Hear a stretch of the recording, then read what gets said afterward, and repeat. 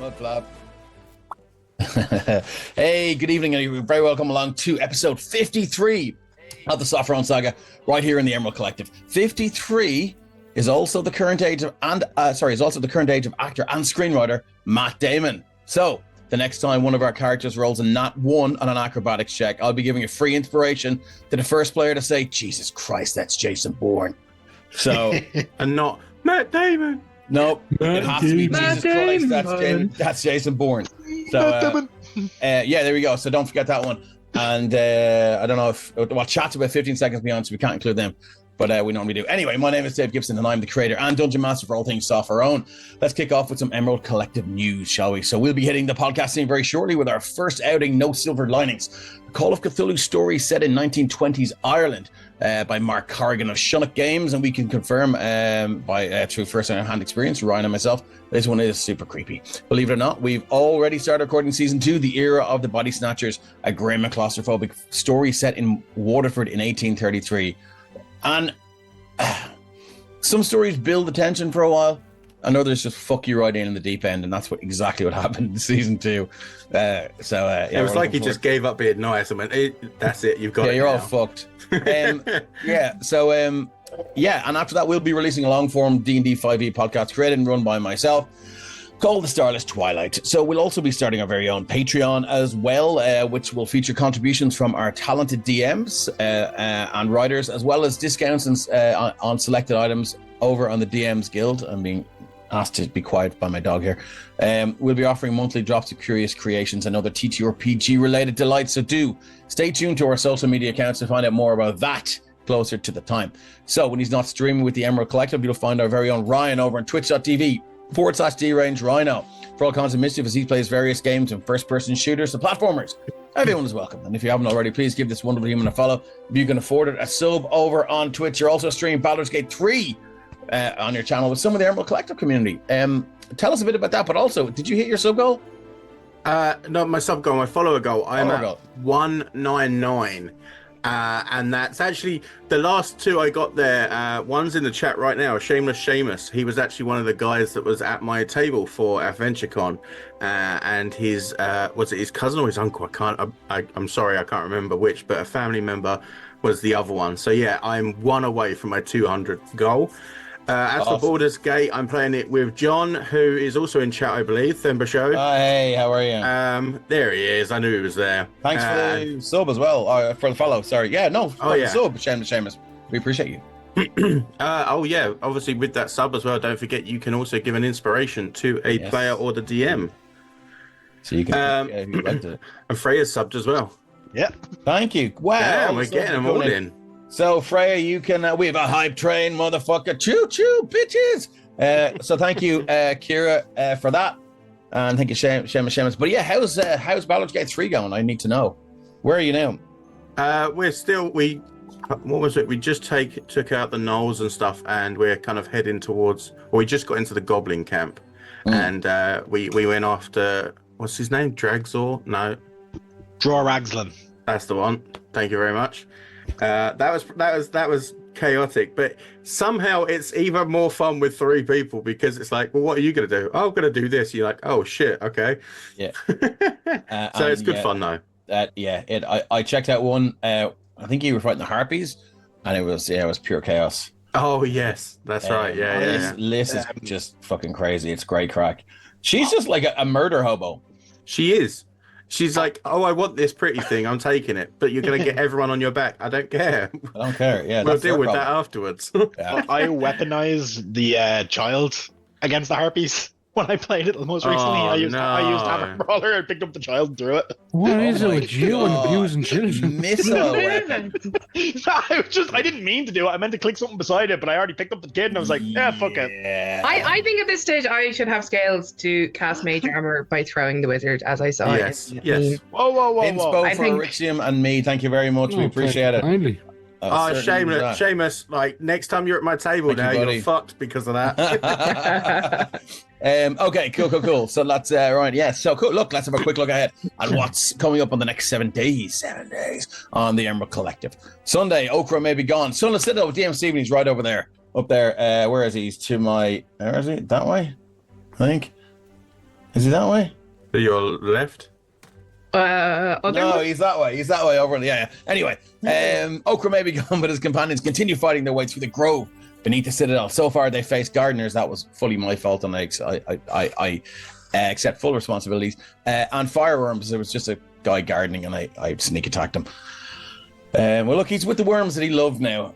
Although they were given directions to follow a safe path, Koryakin tempted fate and summoned another fireworm. Can they survive its formidable presence? Tune in and find out. Yeah, looking forward to that one. Tuesday, Curse of Strahd. There's been a murder in the Wizard of Wine's vineyard as Wither Splinter lay waste to the property, but the party have a number of threads to pull on. Strange occurrences to surround them, from demonic scarecrows to werewolf tracks. Is there nowhere left safe in Barovia? Obviously not. It's Barovia. So, yeah. I'd also like to add, Okra looks mighty lonely in the Hall of Heroes. Yeah, someone was saying that. That was you. Yeah, so... stay tuned. Next session will be a dangerous one. We have a Hall of Heroes in the Emerald Collective Discord, so do check that out. And if you're on... Are there one-shot characters allowed in as well? Is it one-shots? We'll have to ask Tom, Reprobate Gamer, if he's in chat. Anyway, Thursday, Candlekeep Mysteries. On Thursday, we return to the Great Library to see how our party are faring after successfully navigating the Sunken Tower in the Chellenber Marsh. But are there any lingering effects on our bard, Ori, after her brush with death? And what lies ahead for them in the deep and creeping darkness? My favorite Metallica song. Friday, unfortunately, there's no consequential contrivium. It's on hiatus for the foreseeable future, but fear not. We're banging our heads together to cook up something special for you, so stay tuned. Now, that's it for 7 days. We'd like to thank and give much love to our Technomancer Christian, who's the Lord and Master of the Tech Dungeon, for keeping us on the air and looking sharp, and of course fireballing trolls and goblins that sometimes find their way into chat to bother us. And if you'd like to show your appreciation to the man behind the curtain of ones and zeros, you can scroll down to the page where you'll find the Tip the Technomancer button and drop him a few bob. Appreciation also goes out to our wonderful Twitch mods. If any of you are in, we love you all. And I'd like to thank Kate from It's a Map for her killer cartography. Kate is responsible for all the amazing maps you see in the Sopherone Saga, and you can find her on the socials as @It'sAMapIRE, and her commissions are currently open. All the music, this lovely wizardy music that you hear, is courtesy of Tabletop Audio. You can find them over on their website, or go into the jukebox and Roll20 and add loads of their shit to your game. They're awesome. Now, let's meet our wonderful players, shall we? Unfortunately, we're missing Johnny and John. Johnny, who play our Grave Cleric and our Druid. But let's not worry about that. They'll be back soon. We'll talk about who we have with us tonight. And let's start with Ryan. So, hi guys, I'm Ryan, aka Deranged Rhino, as you all know by now. That's Bodhi, right on cue. Yeah. And tonight, I've already introduced you. You don't need to keep shouting at me. And tonight I'm going to be playing Mazelu Grimm, one half of the Brothers Grimm. I wouldn't necessarily say the best or the worst. Kind of equally capable at this point. So, and he's just trying to get his head around how we can get rid of Valda, how we can potentially get rid of the king, and why is it that get rid of the king? And why is it that the king has so much influence over gods? Well, not the gods. He has influence over who's allowed to practice their faith in his kingdom. Yes. So, which is saying that he has more control than the gods. Yeah, exactly. Yeah, that would be an ecumenical matter. Exactly. Yeah. Thank you, Ravens Ranger, for who's subbed as well. I have I've got an inspo. Erixium has an inspo. He says, I give inspiration to Ryan as he always is in need. Thank you, sir. Nice one. That's very true. Thank you very much. Okay, moving on. Where are my notes? Here are my notes. That's Ryan. Let's go with Carrick. Who are you playing tonight, Carrick? Hey, I'm Carrick, and I play Ren, our resident pyromaniac. Let's just call a fact. He is. Ren's a transmutation wizard, and he's currently trying to figure out why they won't let him into the Arcanist district. It definitely doesn't have anything to do with his long list of war crimes and multiple immolations of standby, random people. So all right, I'm sure we can find out what's what and why is that, and why he's not getting in. Well, for now, you can earn your way in there, unless you're Scales. And speaking of Scales, let's go with Fona.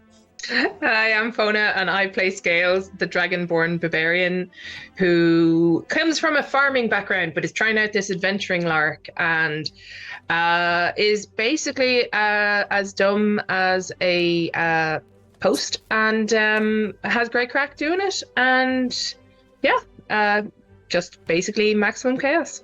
Oh, maximum chaos. Okay, next up is Stephen. I'm Stephen, and this evening I'm playing Oryxium Grimm, the repentant sinner and second half of the Brothers Grimm. And he does know how to bring peace to the kingdom. The best way to get peace is with a knife. Nice. Well, yeah, so he's going to bring pieces to the kingdom then, I see. Okay, and last but not least, we have Joe, who is playing Robert. Joe, could you do... I watched back the last session, and I kept calling you Rowan. Could you please change your Zoom name to Robert, because I will fucking keep doing it tonight. Okay. And anyway, once you've done it, we will meet Robert. There we go. It's changed. Thank you. You're very welcome. Appreciate it. Hello, I'm Joe, or my actual real name is Josephus, but Joe works. And I play a guy called Robert. He likes to write books and draw monsters and stab people and pretty much in equal parts. I guess we'll see what happens tonight. Yeah, what can happen tonight? Okay. Thanks very much, Joe. Okay, so I believe that's everyone in. The ceremony is about to begin. Now let's do a quick recap, shall we? Before we dive into tonight's episode of the Sopherone Saga. Having travelled to the winter city of Artex, the party ran afoul of the Thieves' Guild, known as the Chain. However, having cleared the lower levels of their sewers of a monster infestation, they may be out of the bad books and into the good. Meanwhile, the parents of the brothers Grimm both left the city while the two men were away, and a recently received letter implied that their mortal enemy, agent of the Crown Valda, may have come into contact with Mazellu's mother while she's on a little mindfulness retreat. Even more pressing, however, was the news that the legitimacy of the Temple of the Platinum Dragon is now in question, as Valda himself has arrived in Artex with the necessary paperwork for the temple to reapply for permission to operate in the Kingdom of Sopherone under the good grace of the good King Gregor. So, just what has Scales been up to in the mysterious Arcanist district? What exactly did Mazellu agree to in the tomb of Sir Richard to incur the ire of the Raven Queen? And just how much did Valder and Berethia's big night out cost the Temple of Bahamut? Were they drinking the good wine? Only one way to find out. Let's play some D&D. Yeah. Right. So, last we left off, you guys were all in the Grimm townhouse, about to go to sleep, and Berethia was just about to head off. So she does that. She goes, she's giving you a job. She told you to head out in the morning. We're going to leave you guys with your long rest. But while Fona was away for a while, I'm going to move over to the Artex city map here. While Fona was away for a while, the last thing Scales did was wandering around the city, and you ended up at the Arcanist district. I'm going to shift ping. The Arcanist district is a huge area that is ringed by this cloak of fog, this wreath of mist, and only certain people seem to be able to pass through it, in and out of it. And as Scales walks up, Scales, you notice this woman who's like this tightly cropped blue hair, and that kind of runs over half her head there. And this side, it's just it's got this side shave in. She's wearing these black, kind of dirty black to brown leathers, tight boots, white pirate shirt, and this kind of gray and brown waistcoat with a black cravat. And she sees you, and she kind of looks around fervently. She says, "Right, yeah, you shouldn't be here. Do you want to come in and have a look around?" Yes. What do you know about magic? Well, I have a friend that we travel with, and he can do magic. He can make big things small and small things big, and he can set things on fire, and he can do other things too. But yeah. I know those for sure. I think I've met him. All right then, let's go in. So she leads you through, grabs your hand, this talent hand, and just as you're walking in, I think for some backstory for the people watching, we should explain there was a cataclysmic event Well, I say event. It was pretty serious. The use of a magical item to wipe out pretty much all of the Dragonborn. Many years ago, we called it the event, and Scales is one of the first that have been seen since. And a lot of people, as you were walking up to the Arcanist district, were kind of, "Is that a lizard folk? I think that's a Dragonborn." And this is one of the reasons why she's grabbed your hand and brought you in. And I'm going to move you over. And the rest of you won't see anything on your screens, but you will see it on the stream as we move over to the Arcanist district. Zip, zap, skibbity, bap. Scales, you are going to start off. I do believe Christian should be able to see. Yeah, you can see it in the thing. I'm going to shift ping. Scales, as you walk through the mist and the fog, it's around about maybe 30 seconds to 45, maybe a minute, as you walk through these cool droplets of moisture just resting on your scaled snout as you walk in. And there's the first thing you notice is the absence of sound. And then you kind of, it's almost like a song is fading out, a new one is fading in, and as you're 45 seconds in, you walk through and it's like being in a different world. The sun is shining and you look around and you can see these massive towering structures. You see like several people flying around. One person looks like a gnome on a flying carpet, going from one place to the other. Far to the southeast, I'll shift ping that, you see this weird floating island over this lake. It's a kind of a floating piece of rock or mountain over a lake. Its shadow sort of, you can see the water of the lake is almost like there's ice crystals forming there, while the rest of the place seems very warm. At the top of that floating sort of island or piece of land, you see this ruined tower. The Demon Drone says this is where Scales learns Fuss Roda. And as you walk through, immediately this woman runs up and she goes, "Are you a Dragonborn?" You can see now, she stands there and holding this gem, and she opens a coat and she goes, "Would you like to buy anything shiny? I have many shiny things here, all gems capable of holding great powers." What kind of powers? It could be enchanted with spells, gems that can hold spells. You throw them, stick a fireball in there, but be very careful, and you can throw the gem and it will explode the fireball. Or you could throw in this, you could summon 1,000 bees, spell of bee summoning. Put them in the gem, throw it, it'll explode and bees will fly everywhere. Thank you very much for the boon for Darak. Oh wow, do any of them vibrate? Yeah, and so thank you for the boon, Freya. Darak's not here at the moment, but we will rack it up for him later on. And then you can see Silvera, I think that's her name, Silvera Fireshield, is the woman with the blue hair, and she kind of goes, "Not now, Hilda, not now." And she goes, all right. And she kind of scuttles off there. And Silvera is like, so what would you like to do today, Scales? What would you like to do? Well, I came here because I was looking for someone to hopefully make my plant that's, well, he's a bit burnt now, but I think he's still okay. But he's a prince, really, and I was looking for someone to make him a prince again. And then I get to be a duke. All right. So she looks down at this badly scorched earth of the potted plant, and she goes, "So it's this, yeah.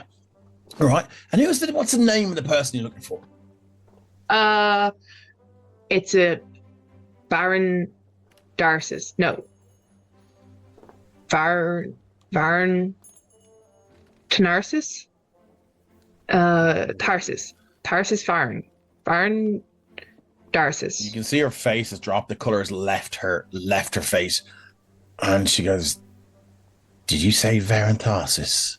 That's it. Yes, him, her, them. How old are you? And he starts to count on his claw ended fingers, and he's like, and then that's a one. 20. How do you know the name Varanthos? He's a very old and it's a tragic story, really. He's a very powerful wizard. Well, he made the decision a lot of wizards make. He saw his mortal lifespan coming to an end, and he thought, I have too much to learn. So he didn't go the way most wizards. Well, not most wizards. A lot of wizards that choose the road to immortality and uncover the magical rites to become a lich. But he fell in with vampires. He said one form of undeath is as good as another. But he was killed. He was destroyed hundreds of years ago. Oh. How did you say you spoke to him? No, Prince Shane. He got turned into a plant a long time ago. So some of my friends probably remember how long, but like hundreds and hundreds of years ago, I think it was. He got turned into a plant by a witch, and we rescued him from the witch's house. And he said, if I could find this person and get him turned back into a prince, then I'd be a duke. But if that guy's dead, then I guess. Do you want to be a duke? Well, I don't really know what a duke is, but Duke Scale sounded pretty good. There's a lot of administration if you're a duke. You've got to manage finances, and you've got... Anyway, I don't think you're going to become a duke. That doesn't sound fun. No, it's shit. Yeah. I've got a friend of mine that I think you should meet. Okay. Yeah. Do they have plants? I like plants. Oh, they've got lots of plants. Yeah. Yeah. All right then. Scales, do you remember your childhood? Yeah, I grew up with my parents, and we were farmers. And my dad, he showed me how to farm plants and make sure that they grow strong and that they're good. And we weed away all the things and take away all the bugs that were going to kill the plants. And my mum, she used to teach me how to bake pies. She made really good pies. Scales, I'm sure someone's explained the birds and the bees to you, but how could two human people have a dragon-born child? Oh no, I was in an orphanage, and they got me when I was only small, because I was going to be big, and then I'd be able to be farming. So you're good at farming then, were you? Yeah, because I can move the plow through the field, like other people have to have a horse to do it. Oh, I see. Were they nice people, your parents, Scales? Yeah, they were lovely. But now they've gone, they've retired, and they've gone to the wine, south to the wine district, wineland. Wine country, innit? Wine country, that's it. Right, all right. Scales, I'll tell you what.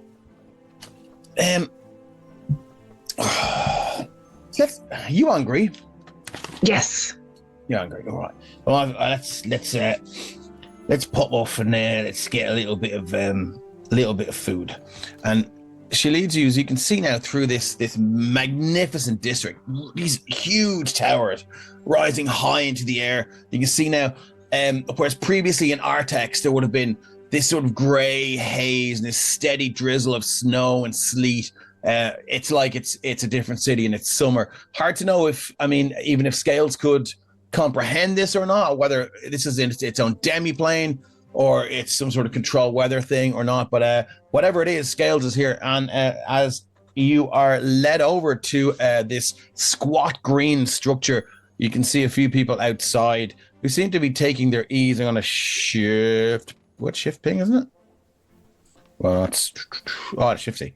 There we go. Shift C. You can see this person outside looks like he's ready for a brawl, and then this person here carrying a jug of ale or a big cask of ale in, and then this person here just looks pretty tired. He's been drinking all day.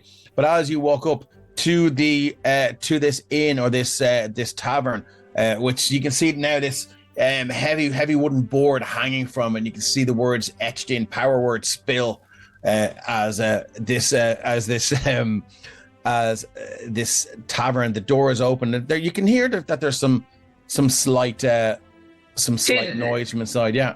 Did the plants kind of growing either side of the path on the way, did they look normal, or did they look different than normal? Or what's normal to Scale? Like, what do you think would be different? Would Scales like to walk over and investigate it? Well, I think he'd have been looking as we walked, but if they just looked like normal plants and shrubs that he'd seen before, then he'd probably just have followed along. But if they were like funny colors or plants that were just glowing or any of that kind of stuff, he'd have been... There would be some sparkles off them. Distracted over. Yeah, well, definitely. Some of these plants would have these sort of blue and purple sparkles just kind of drifting off them. And the weird thing is, as Scales looks at this, they kind of drift against the wind, and you can feel this breeze flowing one way, and then they drift into the breeze and through it opposite. And that would be the kind of thing that would definitely attract Scales' attention. Oh yeah, he like, as they were walking and she was talking to him, he just would have done a normal Scales thing to just be like, she'd look back and he'd have veered off to one side because something shiny would have caught his eye. Yeah. So yeah, as you kind of drift off, she does seem to notice pretty quickly, and you see this blue-haired figure. She turns around and she kind of walks back and she goes, "Oh, you're gonna pick a flower for good luck." Can I? Yeah. I would say let's do it a little bit stealthily, because they're the prized possession of the witchling child. Is the witchling child a witch? Yeah. Well, which one? I don't. Yeah, I'm not sure. Yes, she is. She is a witch. But she's a good witch. She's not a bad witch, so would have a house with like that moves and has talking heads and visions of your parents or anything. But would they? Well, we went to the witch's house where I got the Prince Shane, and we rescued him on the way out. But the house could like move around you, and it had like stuffed heads on the walls that were talking to us. And then I saw my parents' graves, and everyone saw really terrible stuff. And there was this chessboard that tried to kill us, and it was a bad place.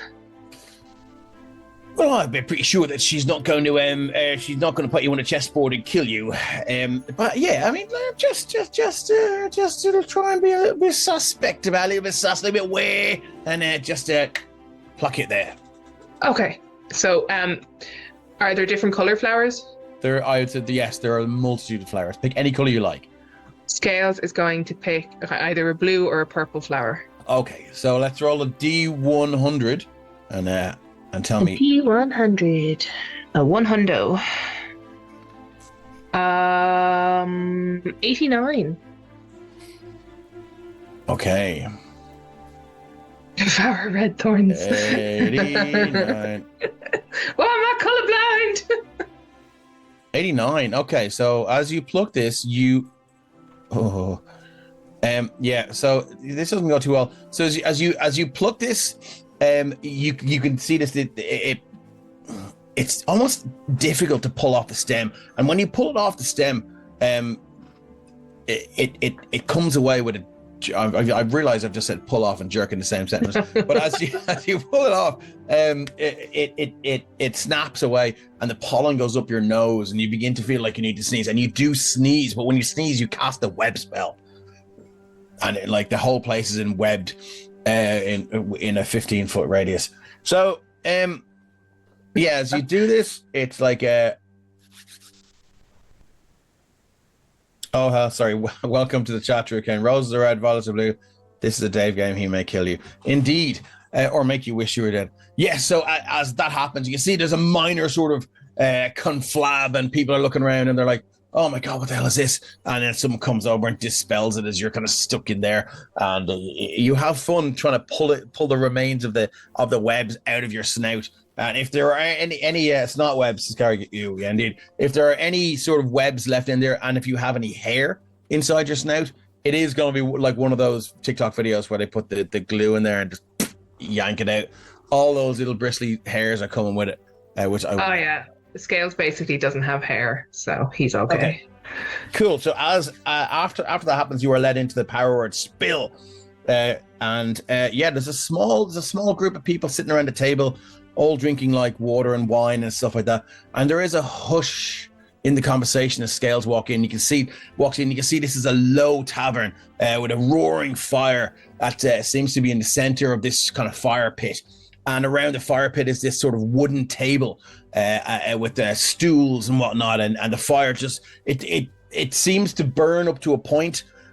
And if you can imagine, there would be a chimney there, so you would see the fire cut off. But there seems to be no chimney there. So the fire just burns to a point and then just disappears, almost as if sort of this is whatever ventilation system they have is indeed arcane, given this is the Arcanist district. So as you sit there, as you walk in, you see these people, this elderly old dotherly man, about in the 70s, human, long, white bushy eyebrows, wrinkled face, and he kind of hobbles up off the stool and leans on his heavy cane. He goes, I've come to join us, Scales. Great to see you. We've heard about you wandering around the city. I'm glad we got to you first. How did you know my name? Oh, we know a lot of things, Scales. Also, you told Silvera just there. Oh, okay. That. Yeah, I wish it could be more. Oh, thanks, Mark. As Arctic Trooper is in. And there's my good friend Dan, who's from South Africa as well, but living in Ireland years, so he's practically Irish. Thanks everyone for jumping in. So as he leans in, he's come, take a seat. Young Scaled, we have much to talk about. And give me an insight check. Okay. Scales will still be a little bit kind of. I told her my name, but I didn't tell you my name. Yeah. But he's going to roll with it, and he's going to pick a seat near the fire, as he always is wont to do. And that was I don't know why that rolled 2 dice, but a 6 either way. 6, yeah. I think our default is we have it set up for advantage just in case, and we always take the first roll. Okay, cool. Yeah, as you sit down, you do see him, like your eyes and your sort of your chaotic attention span they're overwhelmed by all this. That's an inspiration for Scales, by the way. Thank you all. Yeah, so you're kind of overwhelmed by all of these new sights in this pub, and you can see now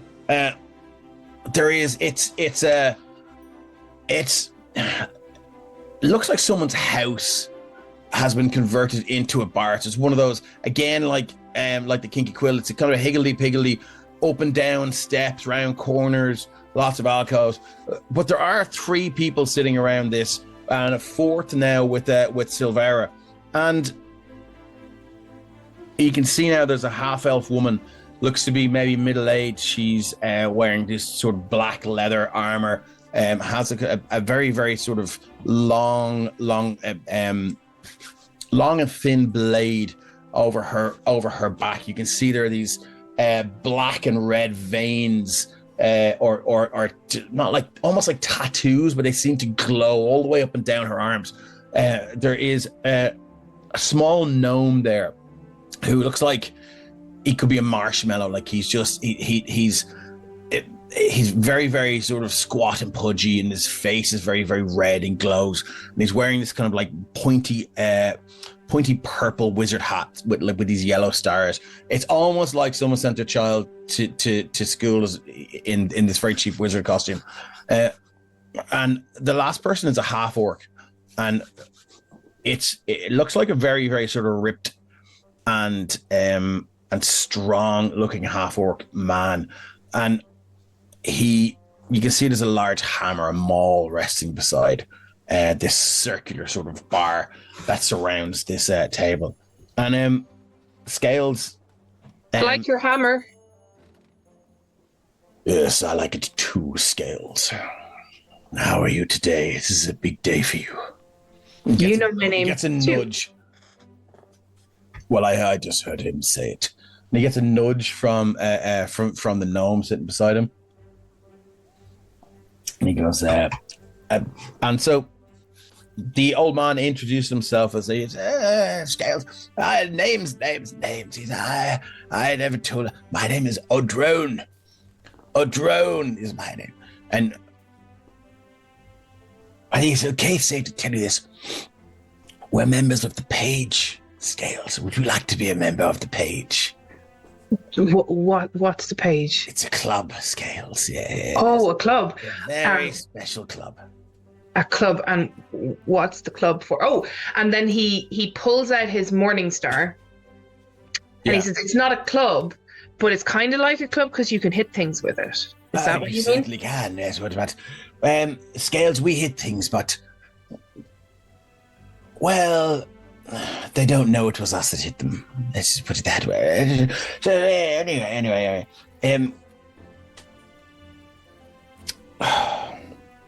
Do you know much about who you are, Scales? Who you? Scales. Yes. And I'm a Dragonborn. Do you know why there aren't many other Dragonborn around? And Scales just goes like there's a little bit of the kind of bounciness that is always Scales that just completely fizzles out a little bit, and he kind of, it's almost like he lived perpetually on his toes, on the balls of his feet, and he just has gone down to his heels. As he sees that, his hand just goes out and he kind of just gently places on Scales' shoulder. I had a it was like a dream, and what was your dream, Scales? One of my I think ancestors, they rewound everything, like they rewinded time and brought me back, and I saw. And you can see now, as soon as you say that everyone sits up, and like this talk of ancestors and this talk of rewinding time and stuff like that, they're definitely paying attention. There is some disbelief and some maybe sort of God love him, he doesn't really know how to interpret what he saw. Yeah, and he'll go on to kind of try to explain his vision dream from his original one of the battle and the sacrifice with the big purple statue that turned black. But I normally have to roll so the rule for this that I had was that you would roll one history check, and this would deem define what I knew all the time. Yeah. So it'll be a muddled retelling of a big fight with armies and a cave, and there was lots of Dragonborns kneeling, and then there was a lady Dragonborn, and then they killed her, and a big purple thing, flower crystal thing, turned black, and then all the Dragonborns died. But very muddled and very probably disjointed and out of order as well. Yeah, and a lot of things that weren't part of it and stuff like that. His recall of it is very sketchy.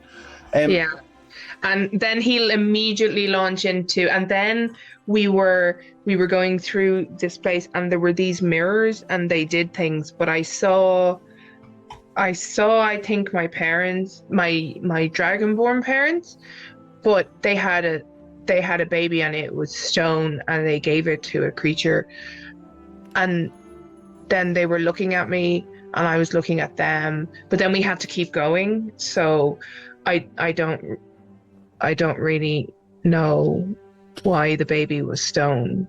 And so he kind of looks at you, I see Scales. You are very important, Scales. Do you know that? You're a very important person. You are descended from a long line of important people. And something terrible happened to them, Scales. Now, would you mind, or would you allow us to use our magics and reach into your mind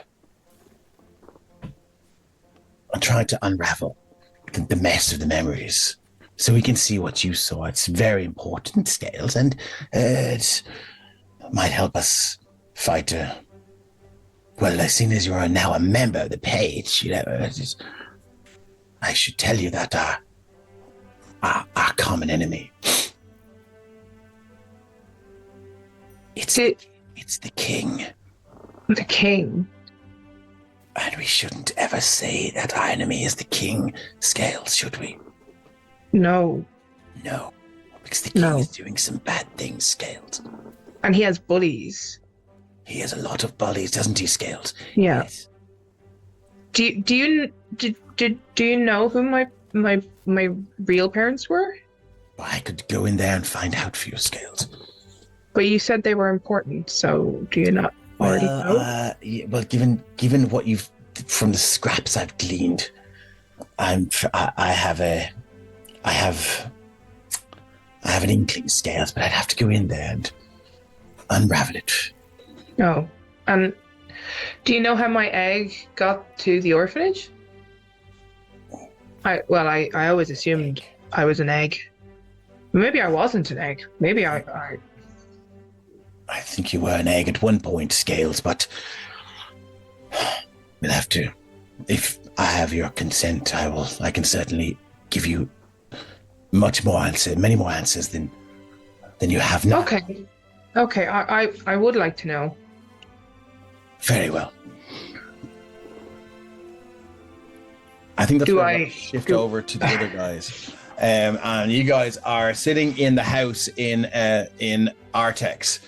In the Brothers Grimm, in the Grimm townhouse even, sorry. And as you sit there, Boothby, I'm going to move this over. Boothby. This is, yes, if that is all. And you can see as Baratheon is walking out, Boothby looks, he kind of lets her out and he goes, safe home, Guardian Baratheon. And you can see anyone looking. I'm going to lock that door just first we have to close it. I click open. Yeah, there we go. We're going to lock the door. And Boothby walks in. The door's closed, so if anyone was looking through the door, you do hear a deep sigh. I really wish this wasn't the case. And he kind of wanders off. You hear kind of plates rattling as he just sort of. This is deep in the dead of night now, as Boothby begins to just.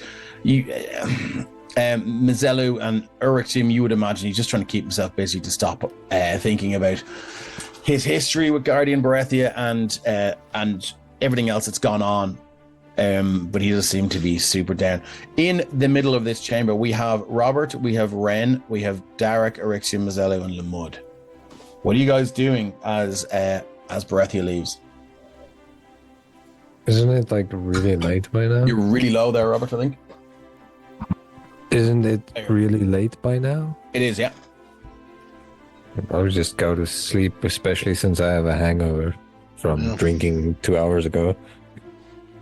Goddamn. Because someone ruined my day. Ruining the fun. Yeah, as you can see, the fire burning low now here. It hasn't been refueled or stoked up in some time, and Mizelu just standing there with his hand against the wall, staring into the fireplace. Urichim was sitting on the couch. Darek wanders off, and he's you can see he's pretty, even for a dwarf with like an impressive constitution, he's heading off for a sleep. Lamud just goes, he kind of looks at you all, nods, wild shapes into a spider, a phase spider. And he disappears from there to there, ethereal jaunts out to the trees and just sits there. And we are left with Robert, Ren, Urichim, and Mizelu. Robert looks like he's heading off straight away. Ren, I would suggest you go and take a rest as well. Yeah, that's the plan. Looks before like you go, yeah. I'm not exactly, as you should know by now, a man of many words. I should not have allowed my temper to have affected my judgment earlier. And I shouldn't have spoke out of place when it comes to matters of the temple. But, my intentions weren't to disrespect. So, I know, and that's exactly why I apologize.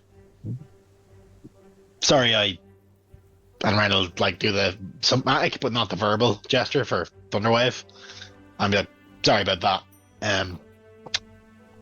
I'm gonna sleep.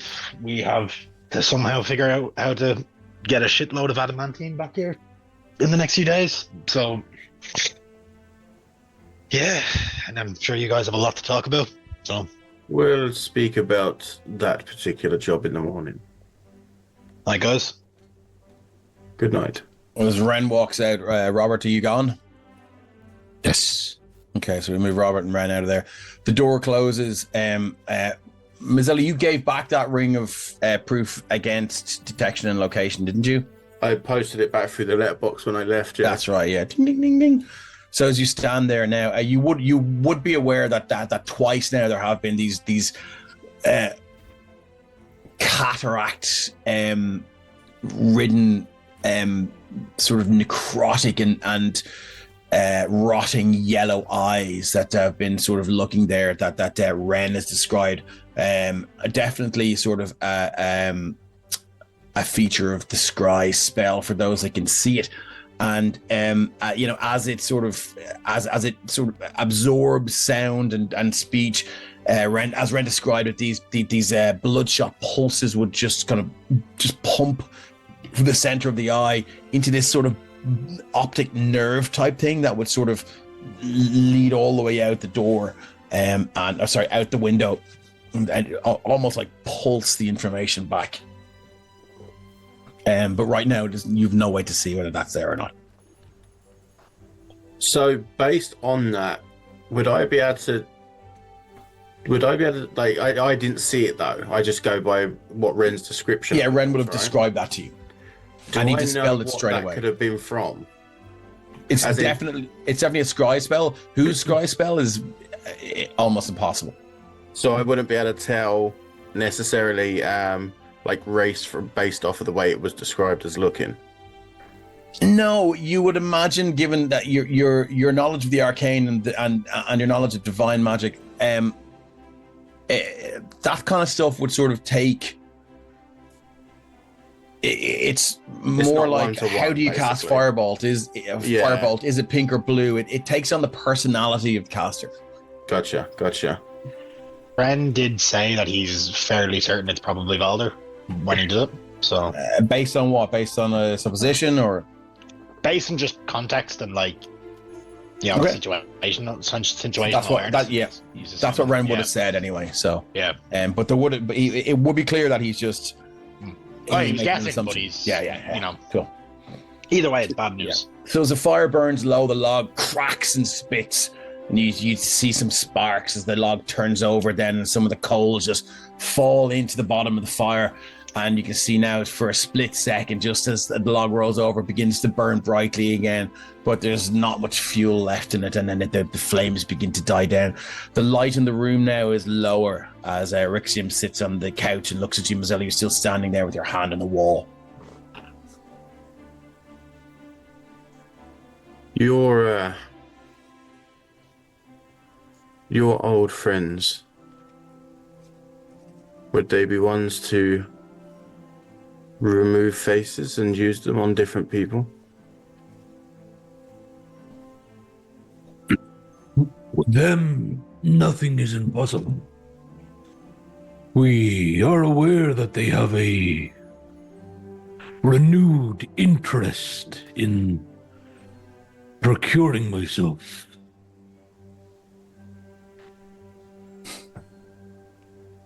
I don't know if it's just bad luck or a curse upon our family that these things should keep happening to us. Perhaps a mixture of both. I will be honest, brother. I started to question things. Which things?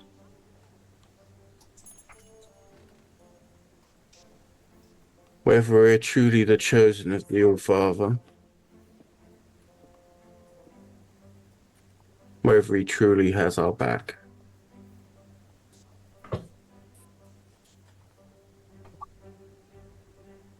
I believe our Lord has always shown himself when we need him most.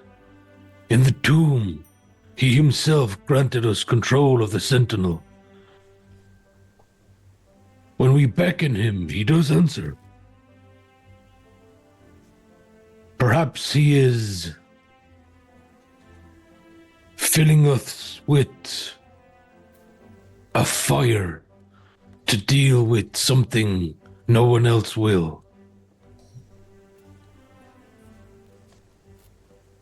Some days I get the feeling that he is watching us. He is helping us. Some days I can't work out whether he's testing us or whether he's abandoned us.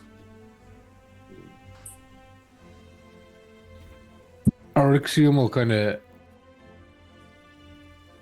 look down as he's still in the armor, because you know it's not exactly bedtime yet, and nighttime breakdowns aren't uncommon in this house of recent. And he'll say, if he was not with us every day, brother, I would not look anything like this. I would not have this presence of protection around us. We would hear her more often. He has not abandoned us, but those who say they follow him may be dull to his presence. The log spits and cracks again. And some embers just shoot out and land in. Like they kind of bounce off the tiles, and one of them hits one of them hits that green mat there beside Mazzella, and you can see a little bit of smoke rising, and then it just fizzles out. I've given everything to him. And I've asked for very little in return. I just don't understand a world where men have more power than the gods that supposedly look after us.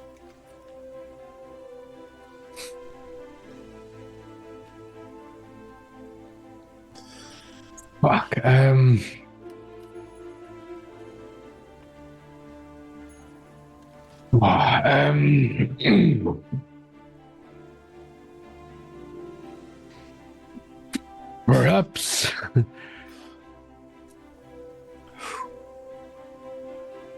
perhaps years of his most decorated supporters in the temple waning from his ways and bending knee to these men. He too has lost faith in them and only empowers those he deems worthy. So you're saying I'm just in my cause by not listening to these rules of men? You are not alone, brother. My name is on the sheet beside yours. Oh, yeah.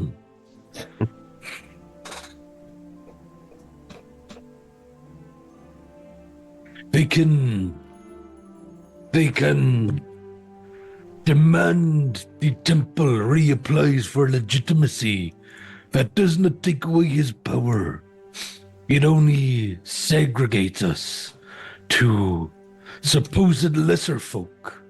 What if the heavens were to fall and the plains were to cross? Our Lord would stand present, and no man could stand against him.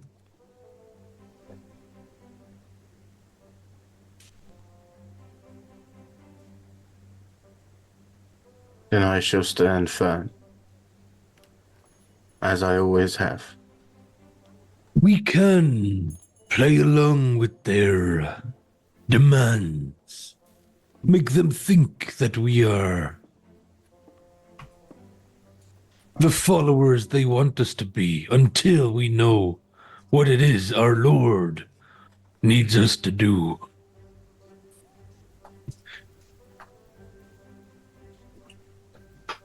Yeah.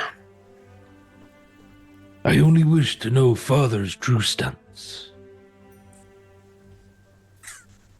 Likewise. I'd also like to finally check in with both of our mothers. Truly. That'll be a job for the morning. I can only pray Oriel is sitting by her own fire this evening, sewing or mending armor.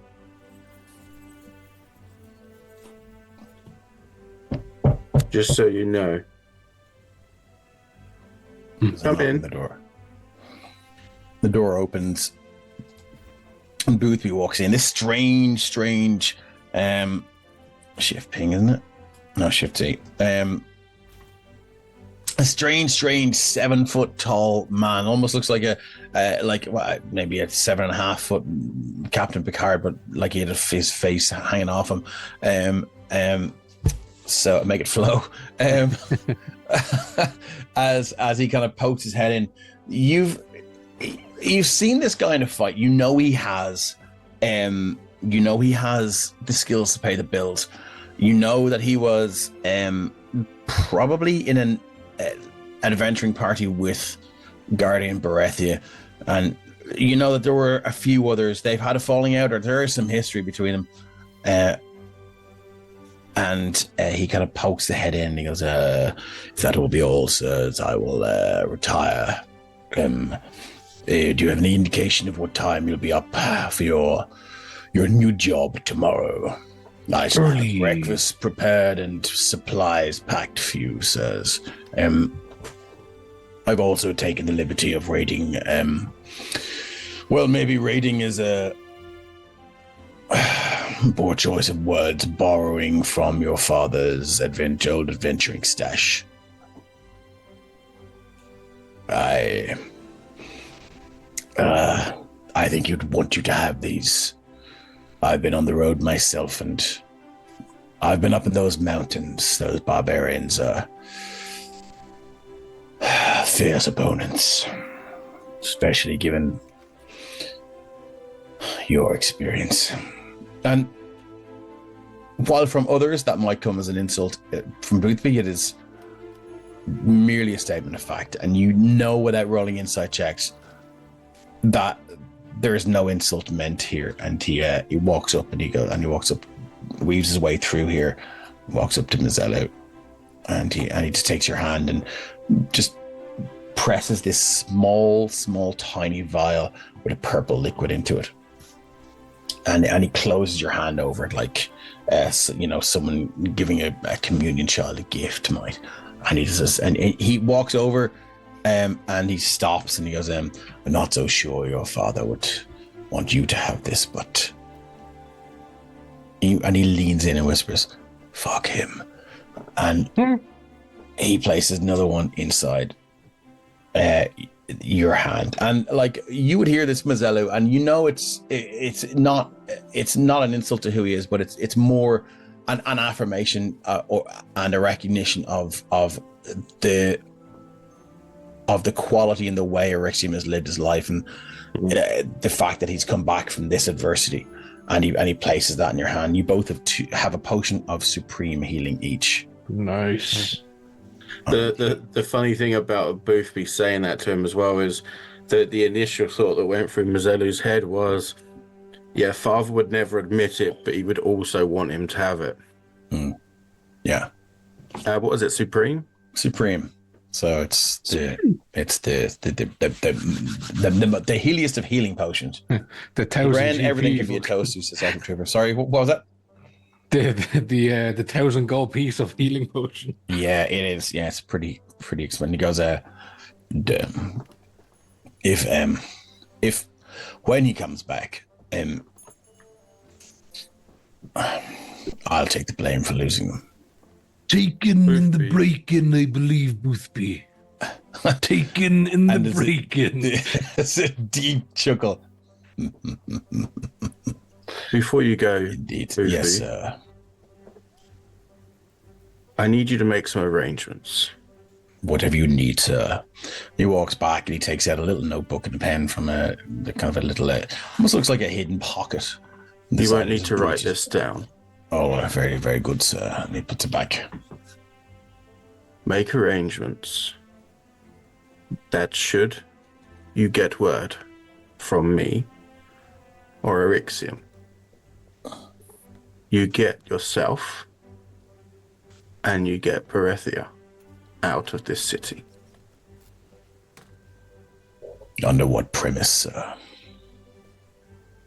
I have a job. I have a sworn oath to your father to care for his affairs, to manage his estates, and, well, there are some debts I owe him that I will never speak of. But true, they are all irrevocably binding, sir, so... True, but knowing my father as I do, if this is something that I've requested of you, he would understand as well. Well, sir... And also, technically, he's not here, which makes me the master domo of this house right now. I see, sir. And you can see his body language, his shoulders slump a little bit, and as he definitely he accepts his position, the position that you've sort of reinforced by saying that. Yes, sir. Don't take this as an order so much as a request from a friend. I see. Or, and he looks at Erixium and then looks back at Boothby. Or two sons you never had.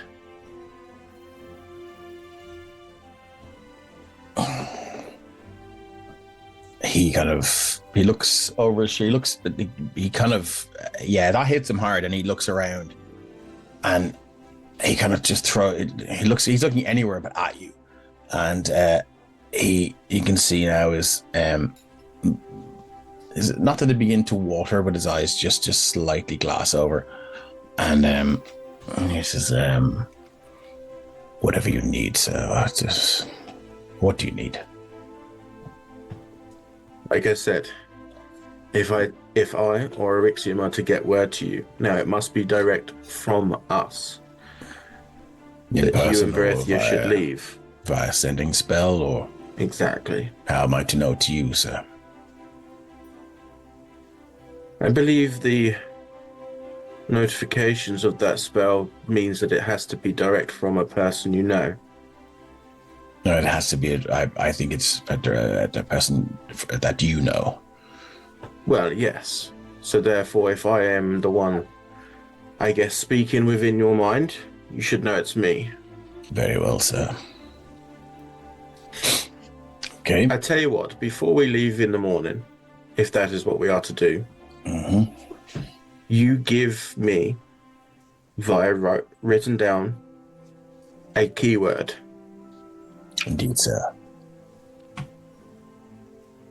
That way only you, I, and Erixium will know it. Very good, sir. Whatever road fate takes you to on, I know your father and mother would be proud, even if he might not wish to admit it in the case of your brother there. But it seems fate has chosen a dark path and a dangerous path for you both. How much of a part I play in that is yet to be discerned, but I've seen my share of world-ending battles, and it's not a pretty picture, sir, but I would do my best to avoid this one. But if the whirlwind of fate that seems to surround you drags me into it, know that I will do my best. Now, your beds are prepared. I will make sure you have packs with supplies in the morning. Perhaps when we return from our world-ending mission, Boothby, we may recall our tale, and you may recall yours over a tankard or two. Unfortunately, sir, my story is one that will never be retold through my lips, but I have it written down. And upon my eventual demise, it will be left to your father, and, well, your father knows it by word of mouth anyway. We had many a crazy time, but, yes, he will tell you all, should it so please him. Anyway, good night. Good night.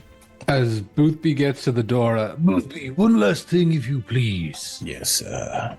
Would it be possible to arrange a 5 a.m. icy wake-up call for our wizardly friend and his aching head? Do you mean in the noisy 5 a.m. call, sir, or the stealthy 5 a.m. call?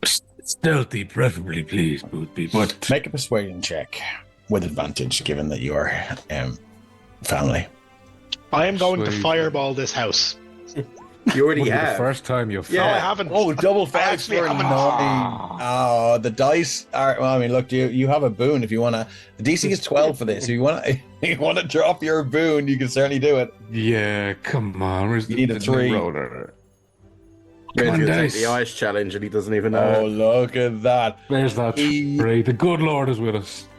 He can see sort of, and he goes, almost as if his eyes sort of like glint over, and he recalls an earlier time in his life when he was a lot younger, more carefree, and had less tragedy.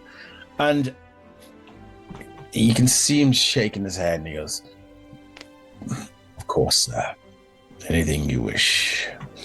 Thank you, Boothby. Good night. Good night, sirs. And he kind of wanders off and does his own thing. You can hear some clattering around in the kitchen. The thing is, I've actually been careful not to fireball this house. I haven't cast a single fireball or fire spell inside the house. Mark and chat says, "Here comes." Destroyed the attic with a fireball. Yeah, That wasn't me. Yeah, it was. No, it wasn't. It was the thing. It was you as far as we're concerned. No, Ah. it was one of the things. Mark and chat says, "Here comes Sister Sumter with the daily punishment." Yeah. Pretty much. And I'm going to sit down just at the end of that, opposite Erixium, and just look at him and be like, do you really think you've got a chance of her? No. Of course not, brother. I don't know. The rage in her eyes is something I only see when I'm in trouble. It's funny, actually, because I believe she's pretty much the only person that'll ever be able to tame you. So, good luck. God, when I started this game, I did not think I would have to RP a romance with Steve. RP. Playing the dice, it was a nat 20 that fucking made our blood. Yeah. Look, you know. We all know it's not actually RP, Dave. Yeah. That's fair. That's fair. Okay, so cool. Is that it for the two of you, or is there anything else? Yeah, I'd just go and tap him on the shoulder and kind of give him the nod and then head off to bed myself. Okay. Just when Ms. Elu leaves, Erixium will just sit there for a moment and he'll pull a little pouch out of his pocket that has 2 rings in it. And he'll take a moment and he'll say, Lord, I have faith in you in abundant amounts that cannot be measured. My brother, his faith in humanity wavers, but he directs it at you. Give me the power to embolden him. And then he'll go to bed. Okay, so what are the rings? Just 2 platinum bands. 2 platinum bands. Okay. You got them when we first got to Artex and went to the Jewelry District. Okay, cool. Roll me a religion check, and let's just see how I that know goes what down. they are for. Do. Where's religion? Ryan's a big fan of that spell. 22. The good Lord listens.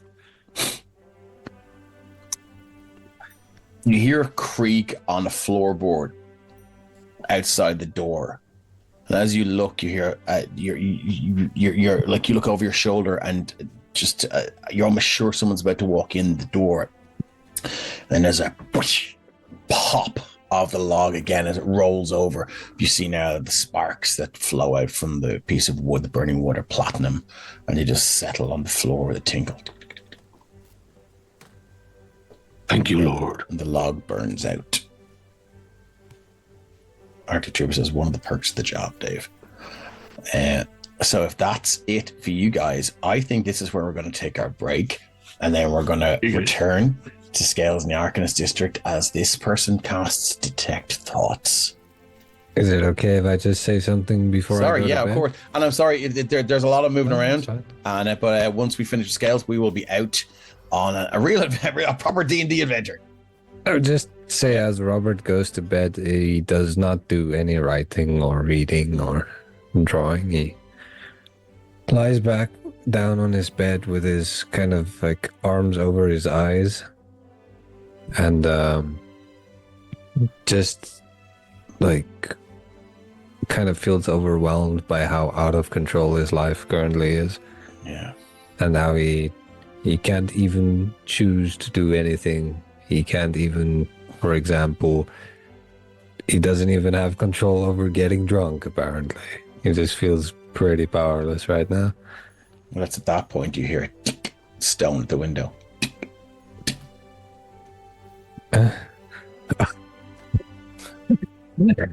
Hey, It's Ren with another you bottle. started this. It's Ren with another bottle of Dwarven Fire.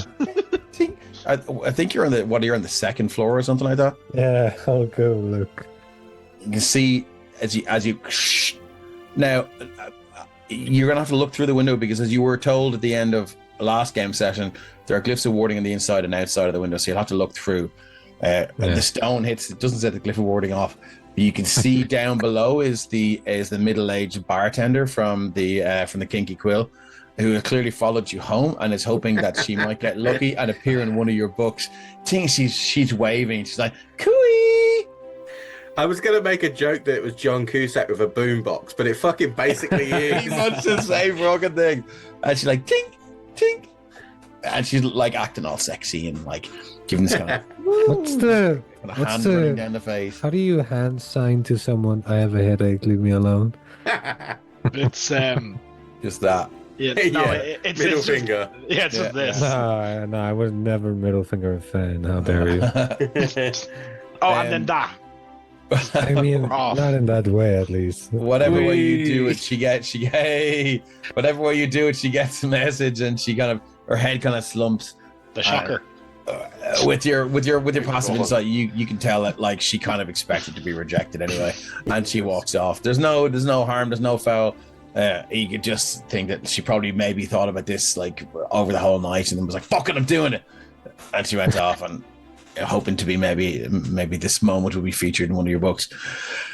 But that's where we're going to take our break, and we're going to return to Ren and Drone, the elderly human wizard, is going to cast Detect Thoughts and hopefully put into order and into what's the word I'm looking for? Into context. That's it. Hey, yes, Scales' tumultuous past and his world-ending fate. So we will see you in about 5 minutes. Thanks very much for sticking with us. See you in part 2.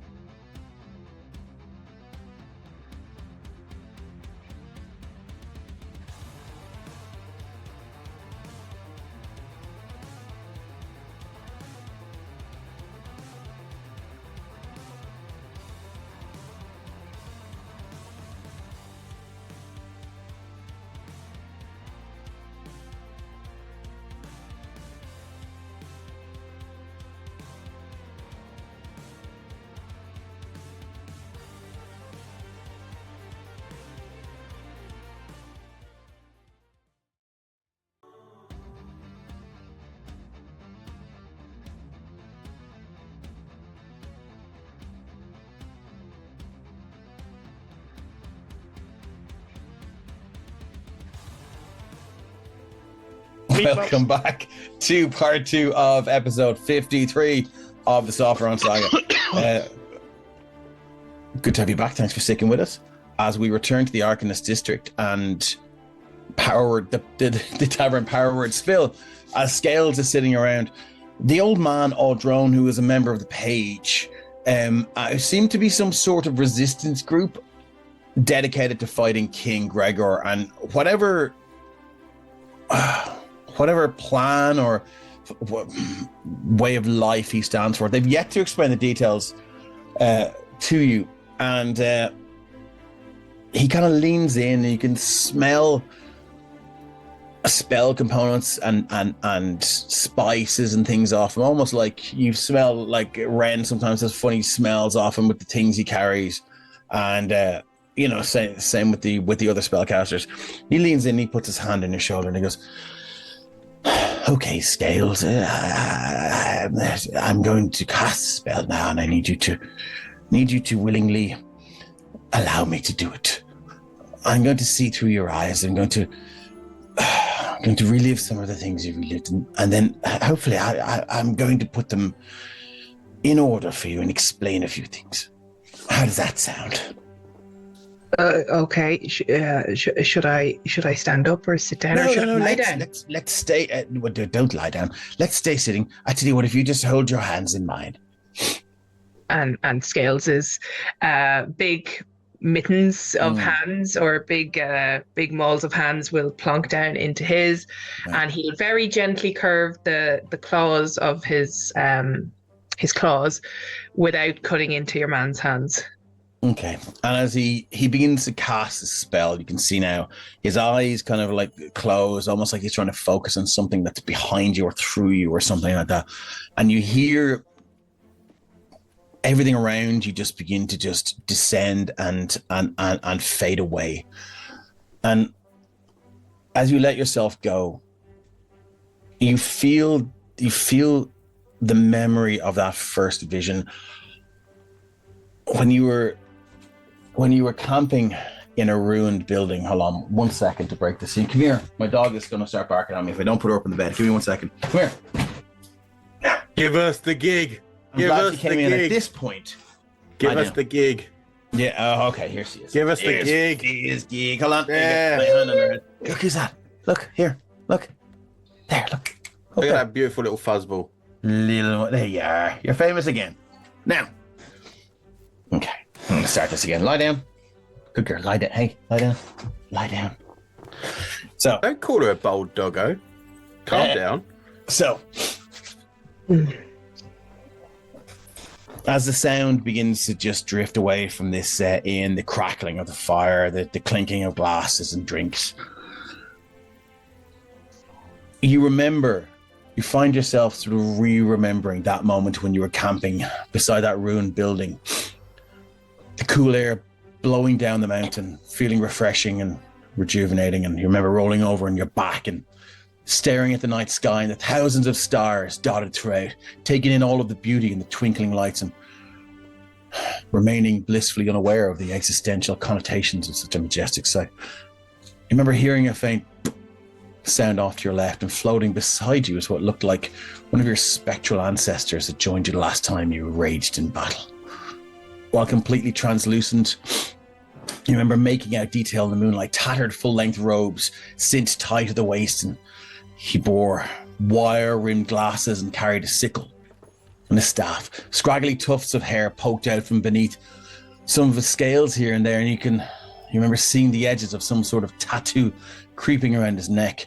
He beckoned you closer and held out his hand, and as this flows from a memory into the present, and your hand now settles in his ghostly palm. You can feel the chill of his otherworldly presence, but more interestingly, you can feel a semblance of form there, some sort of physicality that you didn't expect from this incorporeal being.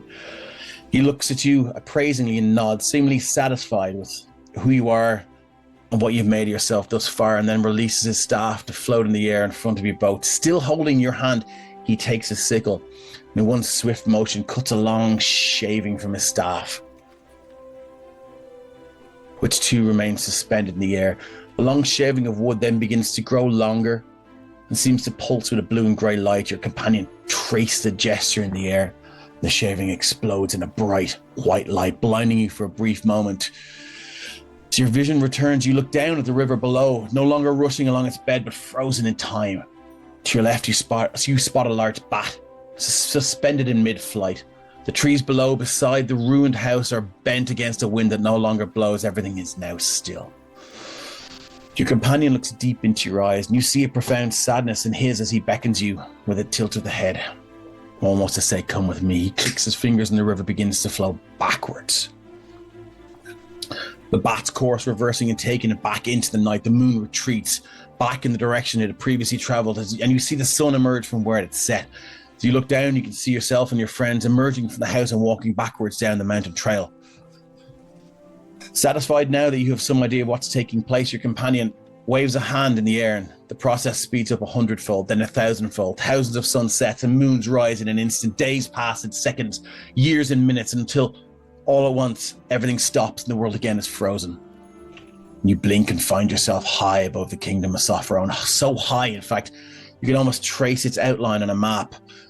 Your companion points below and you drop several thousand feet in a second. No wind rushes past your face, but more detail becomes visible. You see far to the northwest, in the kingdom of the elves, a set of standing stones. They light up, an eerie purple glow. And then to the northeast, the standing stones near the city of Starpoint do the same, and so on around the kingdom of Sopherone until all 10 sets of standing stones are now alight, raging in an amethyst fire. Suddenly they erupt, beams of light high into the air, high into the heavens, and they meet in a roiling explosion of energy in a pillar. A violet light hurtling towards the center of the vertex spine, the mountain range that separates the east from the west of Sopherone. Your companion looks at you sadly and he clicks his fingers again, and you both appear in an underground chamber in the midst of a bloody battle. Hundreds of Dragonborn stand locked in battle with human troops bearing insignias very similar to the crown of Sopherone, but subtly different.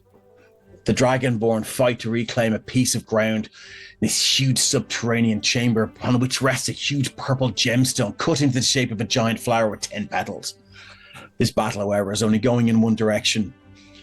Before the Dragonborn, realizing the outcome, lay down their arms and surrender, begging the humans to leave this place. Your companion, the sad look in his eyes, clicks his fingers once again and moves forward, this time a matter of hours, as a figure. He moves time forward, this time in a matter of hours, as a figure in dark robes, a hood completely hiding their identity, steps forward towards the massive gemstone and begins some sort of ritual. Over 100 Dragonborn are on their knees now.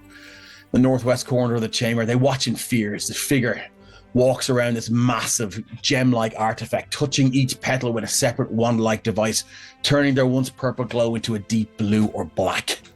Another Dragonborn is brought in, this one dressed in what was once like fine armor, now ruined from a battle, and is wearing a ruby crown on her head. And you recognize this person now as what you saw was your mother in the mirror. As she is roughly dragged towards the huge gemstone, there is uproar and outcry from the prisoners in the northwest as they are held in check, straining against their bonds and their captors. The newcomers, obviously royalty, is dropped to her knees.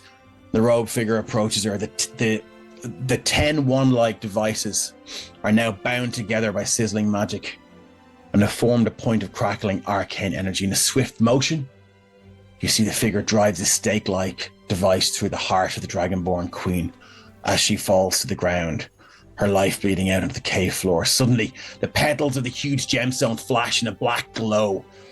The essence of the Dragonborn queen seems to be consumed by this artifact as it flashes again, and a massive pulse of energy shoots through the roof of this cavern and into the night sky. Before your companion clicks his fingers once again, the last thing you see is the Dragonborn in this chamber screaming in pain as they are one and all withered into nothingness. High above the mountain range, once again, miles above the vertex crux, the mountain range that separates the kingdom of Sopherone from east to west. You see tendrils of blue-black energy trace out from all of the standing stones, weaving their way towards hundreds of thousands of tiny specks of light that are dotted around the country. One by one, you watch as these pinpricks of light which can only be other Dragonborn, flicker out, their lives stolen en masse by whatever hideous ritual was completed in that cavern. Another click. You shoot awake in your bedroll. You remember looking around at the old ruined house you've bedded down in for the night through the broken window. You remember spotting your ghostly companion. This is back to a memory now, not a present day thing. Tears running down his cheeks and a deep sorrow in his eyes.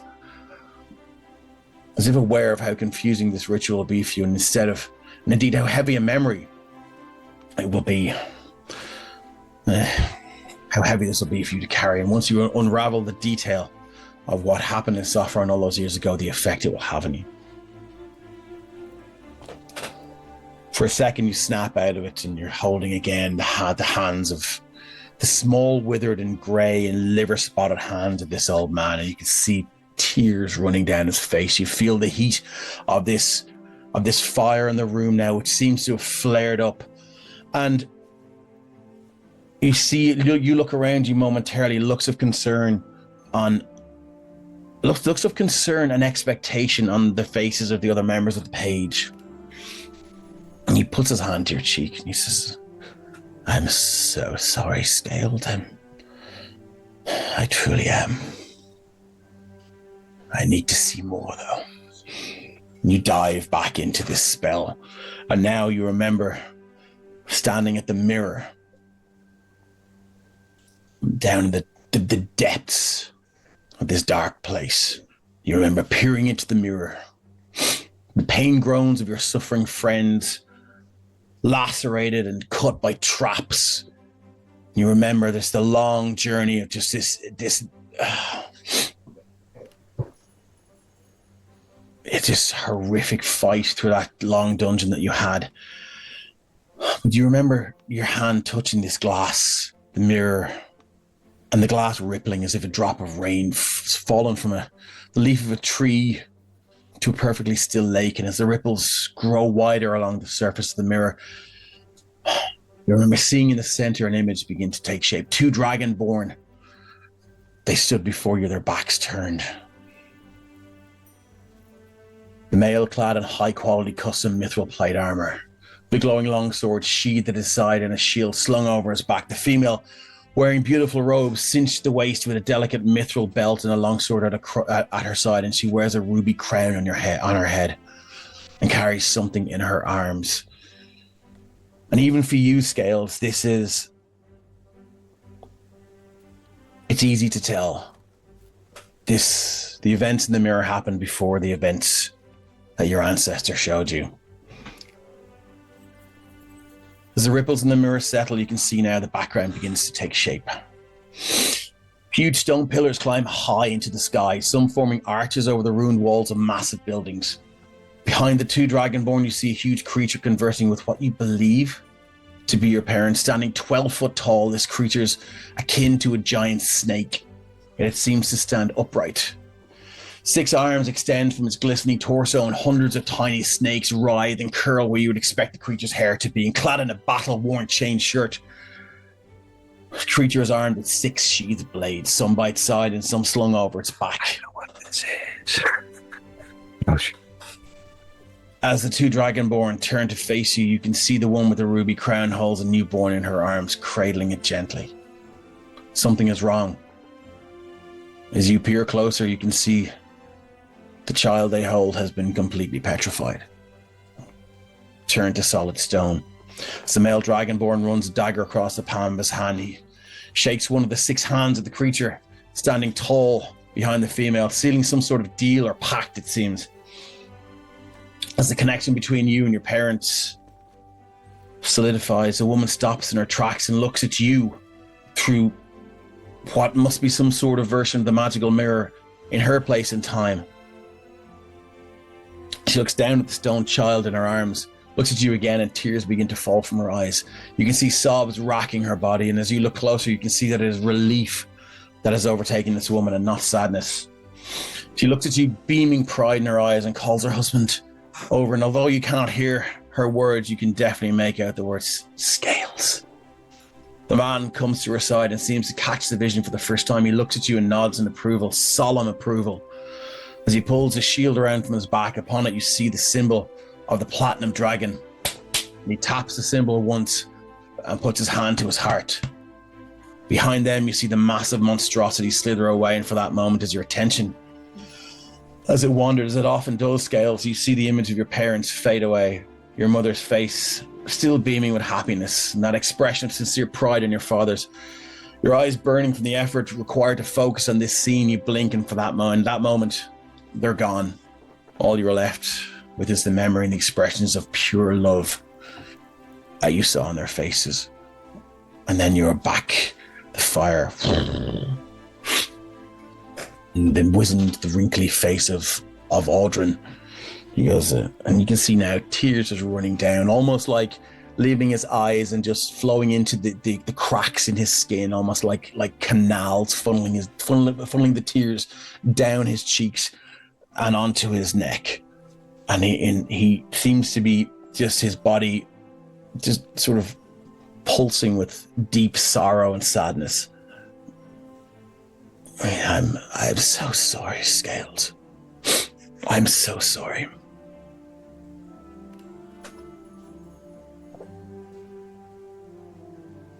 Do you know what this means, Scales?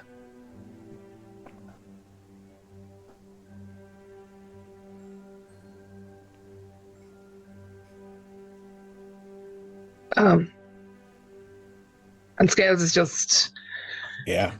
He's sort of like struggling to kind of articulate, but he's like, it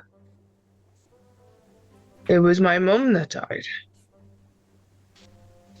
And yes, Scales, it was your mother that was killed by, it looked like sort of like the king's, the ancestor of King Gregor. And we've studied the history, Scales, and we've studied the event. And the histories tell us that this land once belonged to the Dragonborn.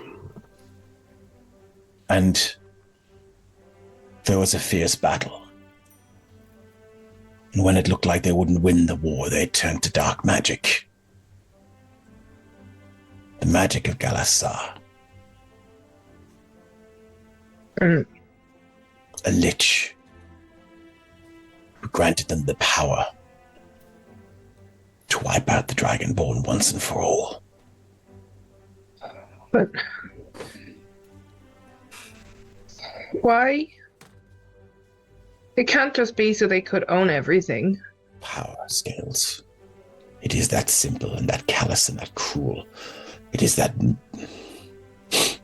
sad. And what was I the stone, baby? Yes, Scales, that was you. And why was I a stone? Well, it seems to us, Scales, that your parents might have had an inkling that things wouldn't go well in the war, and they found a way to preserve you, so you would not be taken in the event.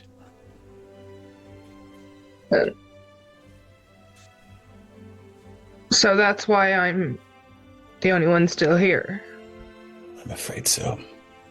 I just thought maybe they all went on a holiday somewhere else. I wish that were true, Scales. I'm so sorry.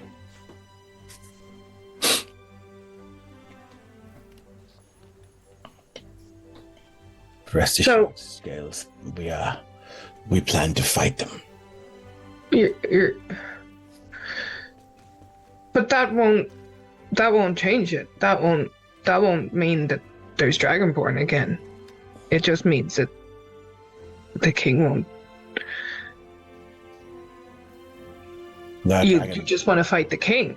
There are Dragonborn in other parts of the world, Scales. They will filter back in here in time, and they will procreate, and they will swell. Their numbers will grow. It will take a long time, though. But here's the thing.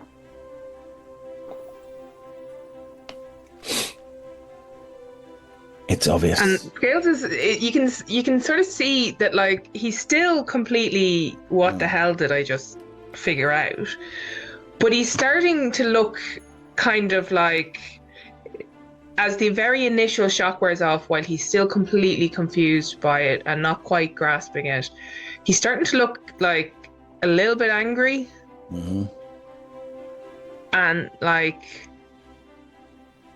this wasn't fair. This wasn't fair. They killed everybody, but they killed my mum. And okay, I didn't know her, and you know, she wasn't the mum that I grew up with and everything, but that was my mother. And they killed her so they could just own everything. And now they still own everything, and they make us pay taxes and all this kind of stuff, and they send Elder to bully everybody, and they're collecting these stones to go do God knows what again. And he's just like, it's just the unfairness of it. And I think Scales is actually going to slip into a rage. Okay. Like, as you do that, you do hear that familiar as your ancestral guardians appear. And this time, Scales, they're not doing anything. They're not in the middle of anything. And as they appear, you see that they all appear all around you. Just these ghostly hands on your shoulders. There is no activity this time. They're just here. And they're just here for you. Yeah, and Scales are like... It's just because he gets very quiet and still and almost...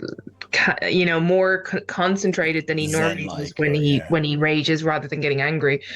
But I think it'll just be like he'll just as he stands up and enters this rage and this all happens, he's just gonna like flip the nearby like the table in front of him up into the wall or up onto the roof or something like that. Yeah. And I think then he'll probably just collapse back down to either sit on the ground like a child or kneel on the ground. And I think at this point he's just going to be angry crying. You know what I mean? Like, and as that rage happens and you flip the table, you can see now these rages, they last longer if there's battle around you. So the visitation of these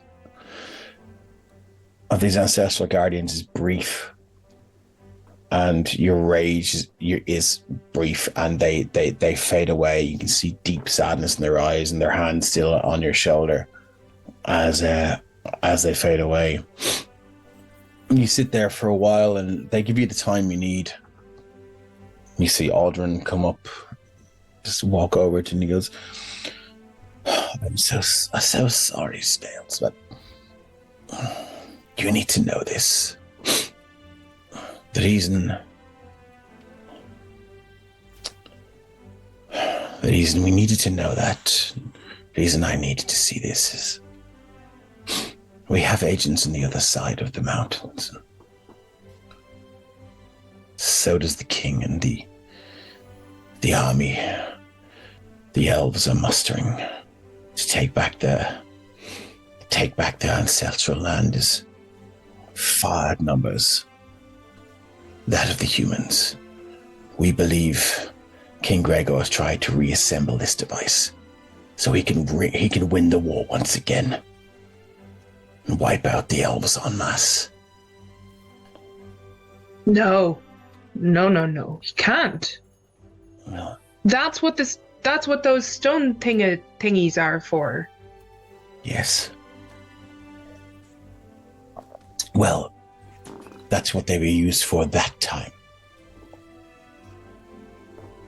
They are ancient devices that predate all known civilizations. But they can be channeled for horrific deeds like that, but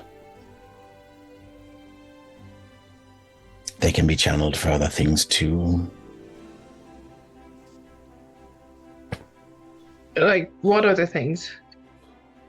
I mean, we've not explored them enough. Possibly use them for good. We would have to see the device itself. try and use it for good, but it exerts or demands a terrible price, huge, vast amounts of energy. And how would you stop him? Would you want to collect these stones for yourself? Yes.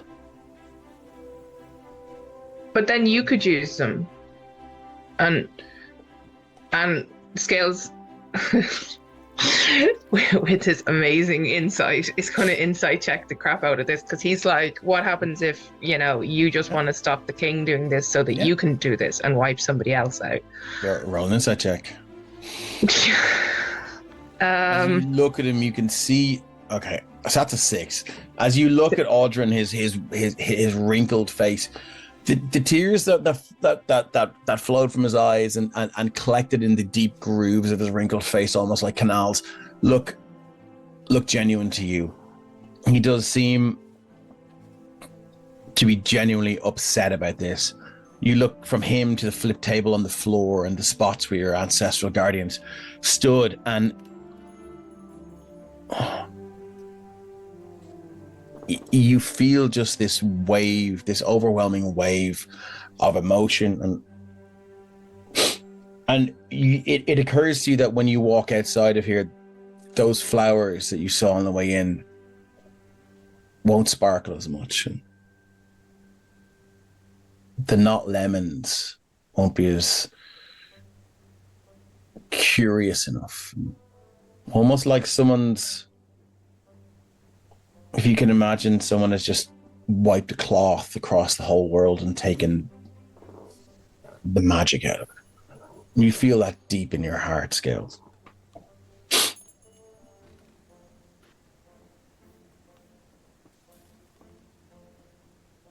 Audrin looks at you and he says, I can see your deep sadness, Scales. And as a gesture of thanks, I can offer you a way to make it go away. I can offer you a way to go back to being the Scales you always were. You will still have the same mission to fight for good, but you won't bear these horrible memories. But then I won't know who my parents were. I won't know about my mother. You learn it if you wish. But for now, it will take a back seat, as it were. And that's up to you, Scales. You can put them in the closet for the moment. Give you time to work it all out and go on your journeys and fight the good fight, as it were. It will resurface in time. I don't want to feel like this, but I don't want to not know. And if the king is trying to do this again, then it's my friends have to know. One of the king's bullies is constantly trying to attack us and fight us and make us give him these things. They need to know, but I don't like feeling this way. What is a happy medium of the both that you would like, Scales? Would you like to remember the memory of how proud your mother and father were when they saw you? Remember who they are, but maybe not remember what happened to them. Yeah, but then I won't be able to tell my friends about this, and they won't know about the king and what the Valder guy is doing. I think they already know about the king. Oh. Well, that they know that he's a bad man, but... Oh. It's Okay. up to you, Scales. I will not force this on you. I can... And Scales is just... He's staring at the fire. Mm-hmm. And before we started this sharing thing, as he had sat down by the fire, because he likes to always sit by the fire, he'd been looking at the weird flames that kind of went up so high to where the chimney should be and then just kind of disappeared. And he'd wanted this was fascinating. This was just so cool looking, and he wanted to go over and like put his hand above the flames and wave his hand through the flames and see what would happen and how it would feel. And now he's looking at it, and that urge isn't there because that's just something to do for fun. And he has the presence of mind to know, like the two things, those two states of mind, like they're not that far away from each other right now in the sense of time. Yeah. So he still does remember feeling like that. He just doesn't want to feel like that now, I would imagine. Or maybe he does.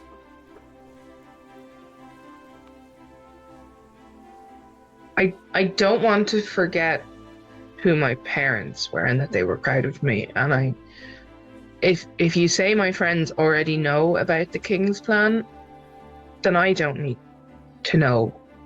They'll know. They're much cleverer than me. They know things and they know how to do things. I just dig in the dirt and smash things, and they know where we're going and why we're going there. And any time that I've tried to actually do things, I've ended up almost killing people and poisoning people because I thought I was doing something clever. So if they know, I don't need to know. And I could feel the way I used to feel.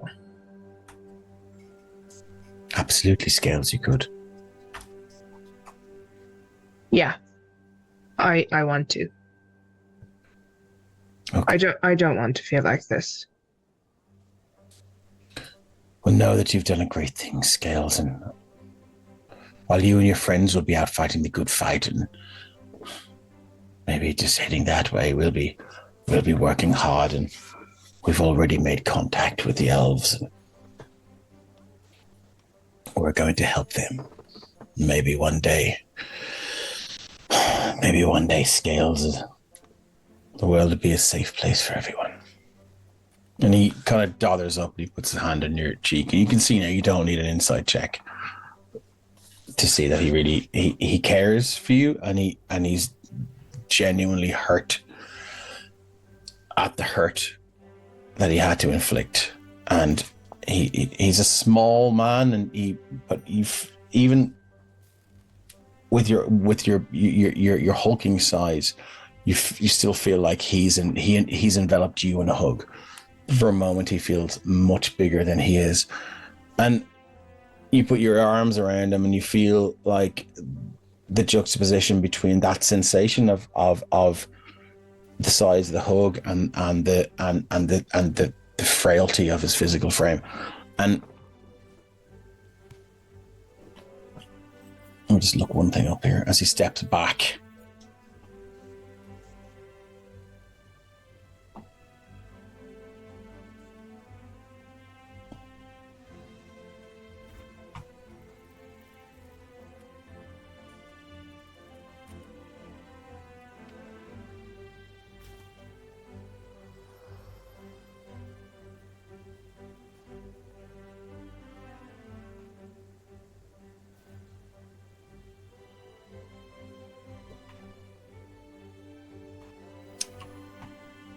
So he casts Modify Memory at 8th level.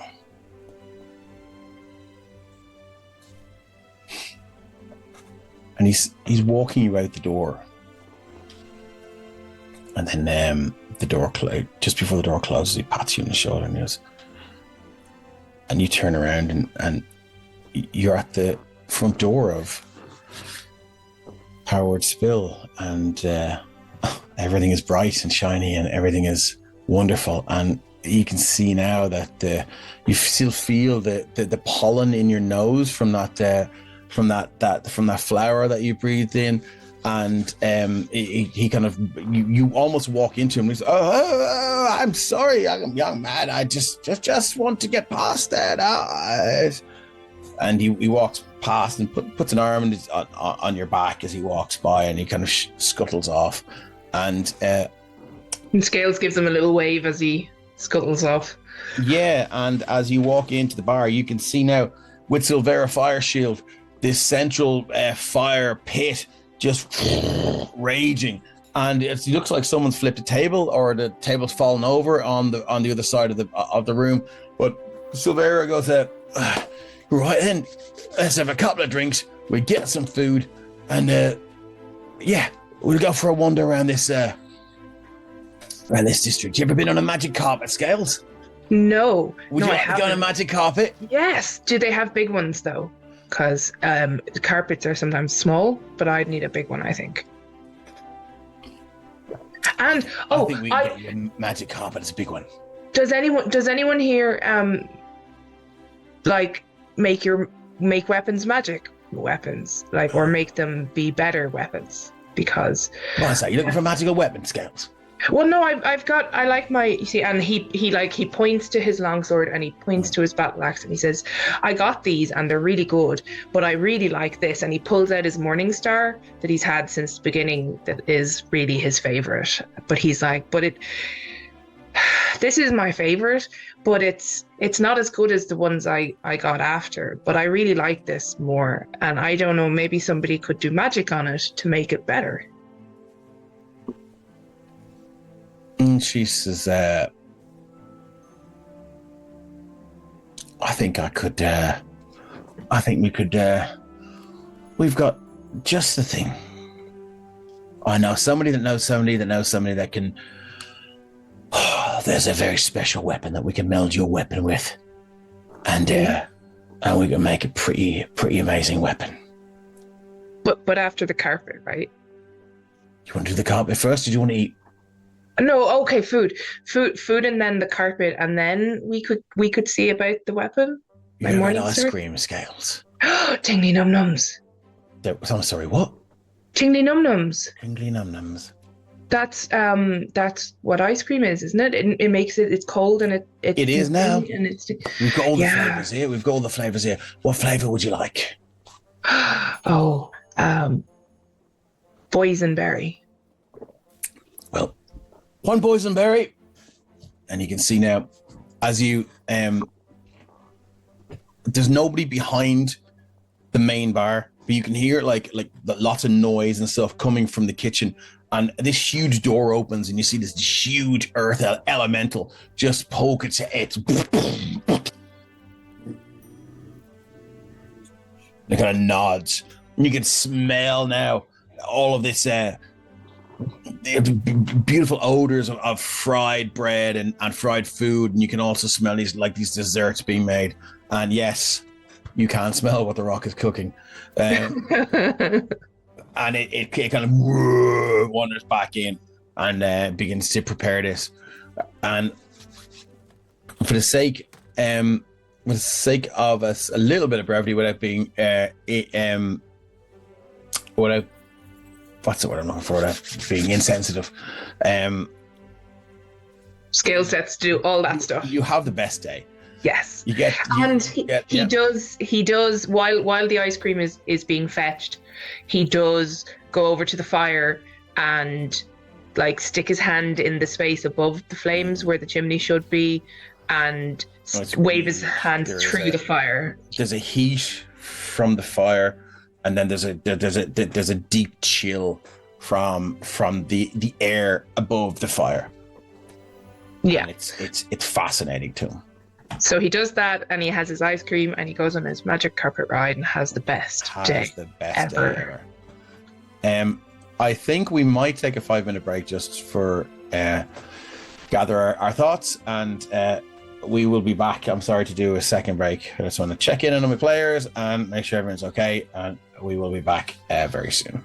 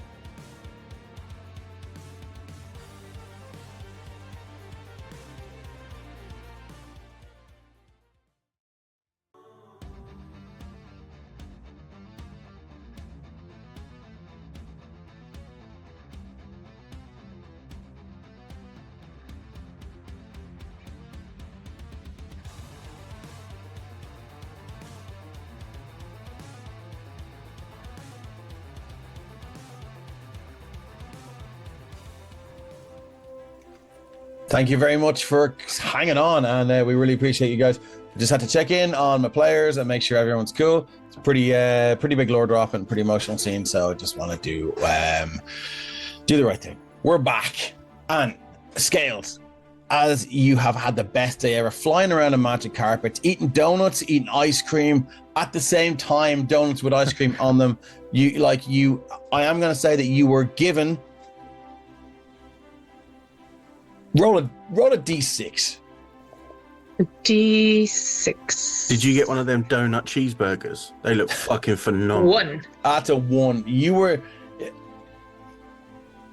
had such crack, and you met this wizard. Every 2 minutes something would happen around him. He was like maybe 16, 17, like flowers would spout from his head, or he would like fart, like a pink musical fart or whatever. But he was like, you guys got on like a house on fire, and he's just like, oh well, here I have something for you, and he gives you this this sort of pink glass vial, and he says, just throw it, fuck it at somebody, whatever you like. And basically what you have is a one wild magic grenade. Cool. That's terrifying. Yeah. And So I have a scary. table. I have a table which is a D1000. Jesus. I have a D10,000 wild magic table if you want me to send it on to you. Oh, let's do it. Oh, well. Yeah, I'll find it later. Yeah, I think it's the same one I've seen. It's the one Brett uses, anyways. I know it's that. bananas. Yeah. So as you guys, so I'm going to move us over. She's going to copy Scales. Did Scales get his Morningstar modified? Yes, he did. And let me. How do I show this to people? Don't really can. Show the players, not visible. Show to everyone. So it's basically, it's essentially this from the recent Kickstarters, Weapons of Legend. You now have a turtle mace. So you get a +1 to attack and damage rolls made with this weapon. Push once per turn, and when you hit a creature with this magic weapon, they must succeed in a DC 15 strength saving throw or be pushed back 10 feet. Steam Cloud, this weapon has 1 charge, which is regained when you finish a long rest. As part of an attack with a turtle mace, you can expend 1 charge to create a concentrated cloud of steam in a 5-foot radius around you. Each creature in the area other than you must make a DC 15 con save, taking 2d12 fire damage in a failed save, or half as much on a successful one. Additionally, the area is heavily obscured until your next turn. The turtle mace can progress whenever time is taken to restore. We'll discuss the progression. It will be on my terms. But I'm going to drag that and drop it onto your character sheet, and you should be able to. Good job I didn't finish papier-mâchéing my Morningstar for Scales, so I can... No, well, this will take the form of a his Morningstar. Morningstar. Oh, okay, perfect. I'll continue to make did it drop in the there? one I was working on. No, 1 second now. I go back to here and just make sure it drops in. To be fair, a Morningstar is just a mace with extra spikes. Yeah, and I'm gonna move it up to the top of your weapons, so it should be there now. Turtle mace rare. Best day ever. +9 to hit, and I'm gonna click it and just see if it works. Push, and it's 9 bludgeoning. Cool, that works. So, Archie Trooper says basically a mace that sprays mace. Yes, pretty much. A mace in grace. So, yeah. So let's copy. I think I've copied you. I'm gonna move you guys over to the Artex townhouse. Zip zap skibbity bap, as my good friend Mark, who's in chat, would say. Let's get Breathy out of there over here with Gobdaw. Do I get ice bucketed? It's not that time yet. It's about 3 in the morning. At Scales, you went in morning time, had the best day, and then you just sort of sat around, had a few drinks, and then they're like, "Oh, it's time for you to go," and then you kind of headed off, and you were walked out. And Silvera Fireshield walks you along. She goes, "She said, all right, I better let you go here. That one, Ren, is just, he'll just keep asking me how to let him into the Arcanist District. Now listen, you tell him that I let you into the Arcanist District, he's going to just annoy the bollocks off you. So just be aware of that. Scales, lovely to meet you. Hope you had the best day. I had the best day. Fist bump. Fist bump! It was so good. Awesome. All right, Scales, see you later. See you at the door now. See you again. And it's sometime. like, it's 4 in the, yeah, it's 4 in the morning. You can, there I am. Okay. yeah, you're at the door. I'm going to move you down here. I'm going to shift ping. So we're all there. And you hear, oh, sorry, I have to select everyone. You hear the heavy footsteps of Boothby. And as you approach the door, you can see now the door cracks open. And you see that the big sort of flappy head of Boothby, and he looks at it. Oh, good to see you, sir. Well, they've been asking about you. Your friends have been wondering where you've been. They care for you a lot. I care for them too. I had a great day, but I'm kind of tired now. Is it sleeping time? Oh, yes, it is. So off you go to. Scales will just go find a bed and, with biggest grin on his face, collapse into it. Okay. Probably hugging his newly upgraded Morningstar because he's very excited about that. Yeah. And he's gonna sleep the sleep of the just. Yeah. So as it happens, the night passes, you all get your long rest. You are all officially level 9, and I do believe you've leveled up. And now your long rest passes, you get your level up. Isn't that right? I see people shaking their heads. Why was Carrick shaking his head? No. I'm annoyed about Boothby. Ren is just like, well, don't worry about his that. ice. After the revelations and with that new weapon, does that make Scales emaciated? I'm sure there's been. Look at that. Yeah, the chat has gone wild here. Love it. Yeah, and so as morning comes, you hear the heavy fall of snow and sleet against the window. This is Artex, after all. Another squall of snow and sleet and hailstone hit the windows. Inside each of your rooms, fires are burning, or if they're not burning, there is this arcane heat that keeps the rooms warm. As you just begin to sort of drift from sleepfulness into wakeness, you can smell. Hey, Bodhi, you can smell. Big yawn. You can smell breakfast sandwiches waiting inside your door. And unfortunately, can I get a dexterity saving throw at disadvantage from Ren? Yep. Where is DC is 15. My roll 20 sheet is telling me to exit the game and log back in before I can access it. Do you mind rolling it for me? Yeah, it's doing like a verification thing. I cleared my cache earlier, and I think I been see. doing things. Oh yeah, that will. Okay, well you can. Do you want to take a minute to do that, or would you like me to do it? Yeah, well you just roll it for me. Dexterity saving throw at disadvantage, DC 15. Oh, as a 6. As you roll over, you hear the noise of the door opening. You kind of you feel safe enough knowing these glyphs are warding in the inside of the window that you would have inspected yourself, and you kind of roll over. All of a sudden, the shock, the breath driven from your lungs. You feel just like this almost like the heat of the cold, this flash of pain as this ice water, almost as if it's plucked from the elemental plane of water itself, frozen almost to like this solid state, just washes over you, and you can see now this bucket that is impossibly deep that contained like an obscene amount of freezing water just dunked over you, and you see Boothby walking out the door, just dragging it along. Totally iced that guy. Ren shouts quite loudly, not at Boothby, but just like, what the fuck?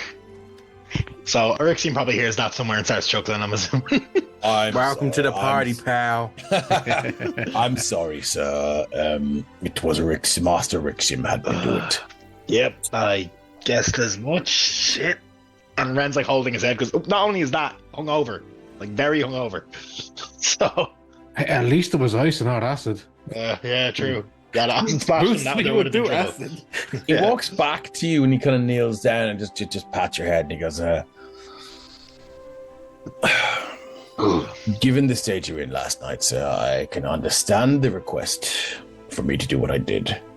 It helps. But should they convince me to do it again, and you're in a sober state, sir, I will do everything in my power to say no. But should they convince me to do it, then I will, in the nature of the scales of justice, owe you one.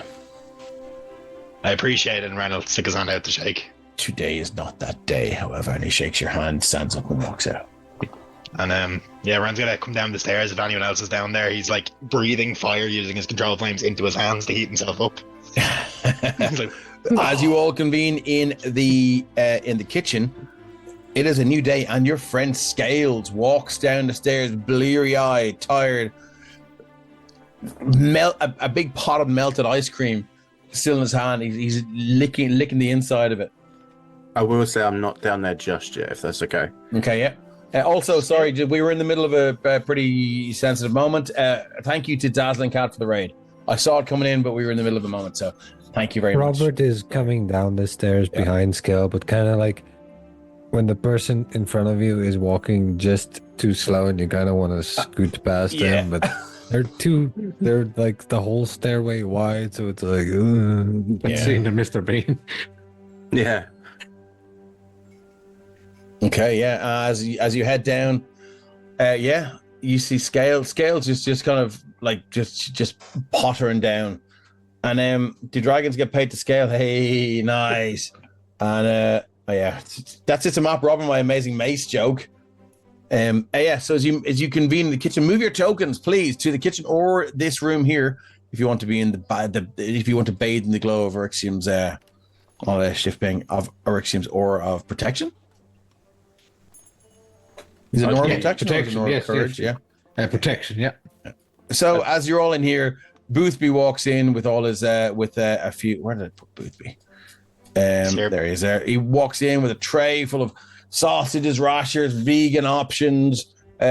He's got like cereal things. He's got like fruits and vegetables and all sorts of stuff. And he's kind of putting them down there, and he goes, "I've taken the liberty of preparing some trail rations for you all and all the rest of it." I think at this point Robert actually doesn't have a hangover anymore because I would because he got cured of being drunk last night, so he should be fine. Ren's got over one now. That's fine. Yeah, Ren is absolutely hungover. Yeah. It's nothing new. The party's seen this before. The party's definitely seen this before. What's the crack with yourself? Are you still upstairs? Me, yeah. So I get out of bed. I'm probably still in my not long johns, but my undergarments kind of thing. He's kind of pondering around the room a bit, not pacing, but very contemplative for a second, and then he'll kneel down at his he doesn't have an altar per se in his room, but he does have a place where he would usually sit to speak to his father, or speak to the father. Okay. And I'm gonna cast a spell, but if possible, I'd like it where the players take their headphones off. I would love it if the players take their headphones off. If that's cool. But just a heads up before anyone, I have no clue what's happening here. So this is coming at me as quickly as it's coming at the viewers. Let's go. So, but first, chat, don't say anything about this. Yes. Oh yeah. Say nothing, chat, because this is serious shit. Let's go. So I'll put the spell in chat because they can see that. That's not a problem. Yeah. I cast Commune. Contact your deity or a divine proxy and ask 3 questions that can be answered with a yes or no. You must ask your questions before the spell ends. You receive a correct answer for each question. Divine beings aren't necessarily omniscient, so you might receive unclear as an answer if a question pertains to information that lies beyond the deity's knowledge. In a case where a one-word answer could be misleading or contrary to the deity's interests, DM might offer a short phrase as an answer instead. If you cast a spell 2 or more times before finishing your next long rest, there's a cumulative 25% chance for each casting after the first that you get no answer. The DM makes this roll in secret. Okay. So he kneels down. It's a minute, so it's an incense and a vial of holy or unholy water. I hope it's holy. Yeah, so what he does is he lights the incense that he's got on this little table that he uses. He kind of puts his hand into this, what is holy water in this bowl, and kind of splashes it over his face. And as he takes his hands into each other, holding his symbol in between his palms. Father, I don't exactly know my place anymore. I used to know what it was. I used to know what it was that you wanted of me. But I don't know anymore. So my question for you is, 1, am I still doing the right thing?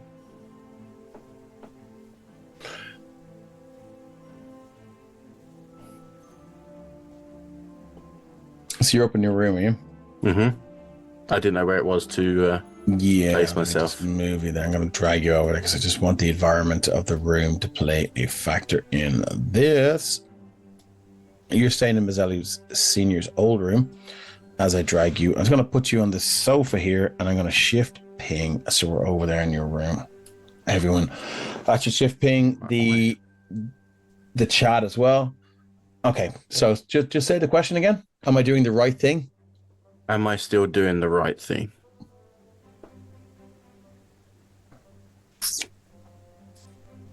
So as you are where you are in your father's old room, you recall a lot of the times when your father would be proud of you.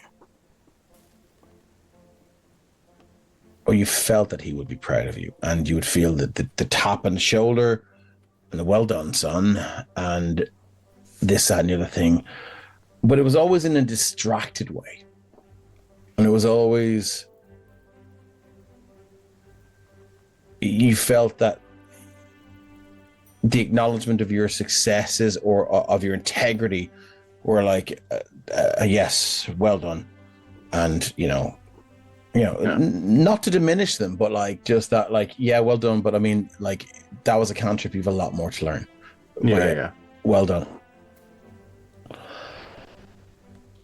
And you get this sense of the same thing, but like when you completed your first cantrip, and you harnessed and funneled that divine energy, and you were successful, be it a sacred flame or be it a guidance or whatever it was. In this moment, you get the very essence of that acknowledgement and that veracity or verification or truth and acknowledgement that you always hope that you would get from Mazzetto Senior, your father, but you get this now in this instance as you ask that question. And it is a deep and pure and virulent and just strong sense of, yes, you are doing the right thing. Okay. Feeling a little bit more heartened by that. My second question to him would be,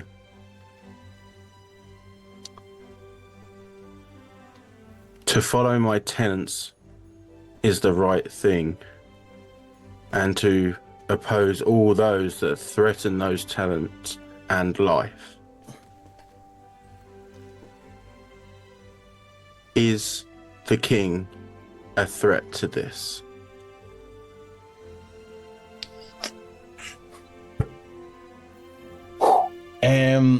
Just to keep in mind as well, my not oath, but it's essentially the same thing for a cleric. My oath is to preserve life and to preserve the lives of innocents. Okay, so is the king a threat to your innocence, to your divine domain?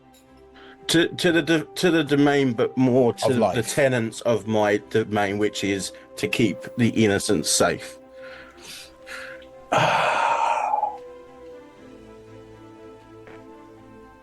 An emphatic yes. Okay. Fucking hell, that was a good question. My third And question. framed really well as well within the context of your domain. So well done. The third question is. I'm trying to think of the right way to word this.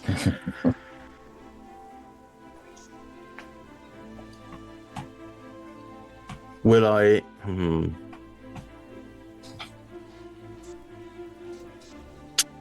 don't think the best way to put this. Okay, so sitting there contemplating for that few extra seconds, he just then looks and says, "If I do your bidding, if I do what your tenants say, as I have always done, will you forgive him?" Sorry, ask that again. One more time. Essentially, I'm saying to him, if I live by my tenets as you have said, and if I do your bidding as I have always done, will you forgive him and let him be free?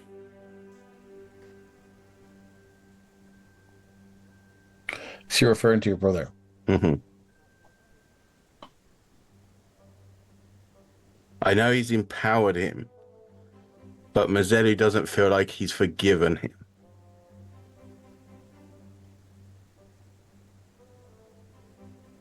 You get a very clear and emphatic no.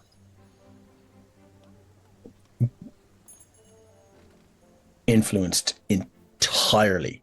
And for a second, you're not in the room anymore. For a second, you're back in that huge high-ceiling chamber in which you made a deal with this being. A deal that supersedes that question.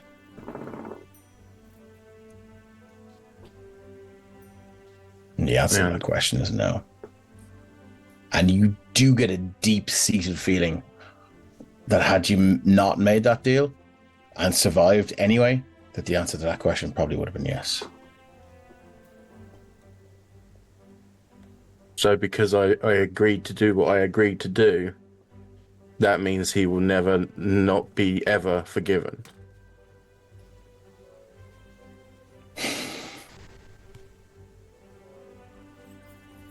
So you mean down the line, is it? I mean, if can he ever be forgiven, or are you asking to exactly, forgive him? yeah. If he can ever be redeemed.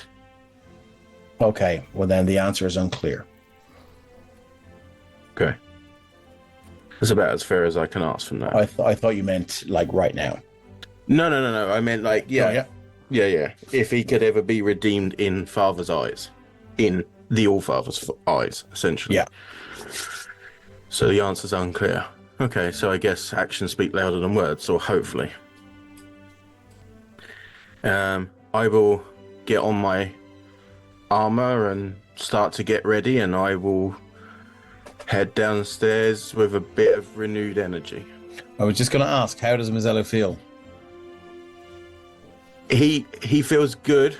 Hmm. He feels bolstered in his beliefs, and that's now given him that steadfastness to know that he needs to stick by what he was believing rather than what he's being told to do. Okay. Because as far as he's aware as well, at this point, he's the only person that's ever actually been gifted an audience by the Platinum Dragon, which he considers not divine favor, but that there's a reason for him being here, basically. Okay. So we get everyone to put their headphones back on. And you hear the familiar clank of Mazzelli's chainmail as he walks down the stairs. Clunk, clunk, clunk, clunk, clunk. with renewed vigor. Yeah, so Mazzoli comes down. He's like, "Have we had breakfast yet? Are we ready to go?" And Scales looks up from and he's got his bowl of ice cream and he's probably got his tongue and he just looks over at you and kind of. It's good to see you back again, Scales. I had the best ready. day. You'll have to tell me about it on the journey. Yeah. I'm ready to go, but it would be nice to know where it is we're going and what it is we're doing. What is the Well, plan? I mean, yeah, all you have to do is check in with Guardian Baratheon for the deets, and that will be in the. Yeah. Remember correctly, don't I have the details actually from my conversation with Gobda? Yeah, well, you can Rough do it that idea. way if you wish. Yeah, that is Yeah. well done. Why don't you explain to the gang? Well, I don't have the exact details written down, but I have the details, but I don't have the details. Okay. yeah, no, Ren has the details. Me, Yeah. no. Oh. It's been a while. Okay, so well, the details are, the city of Artex has control of the adamantine mines. Adamantine.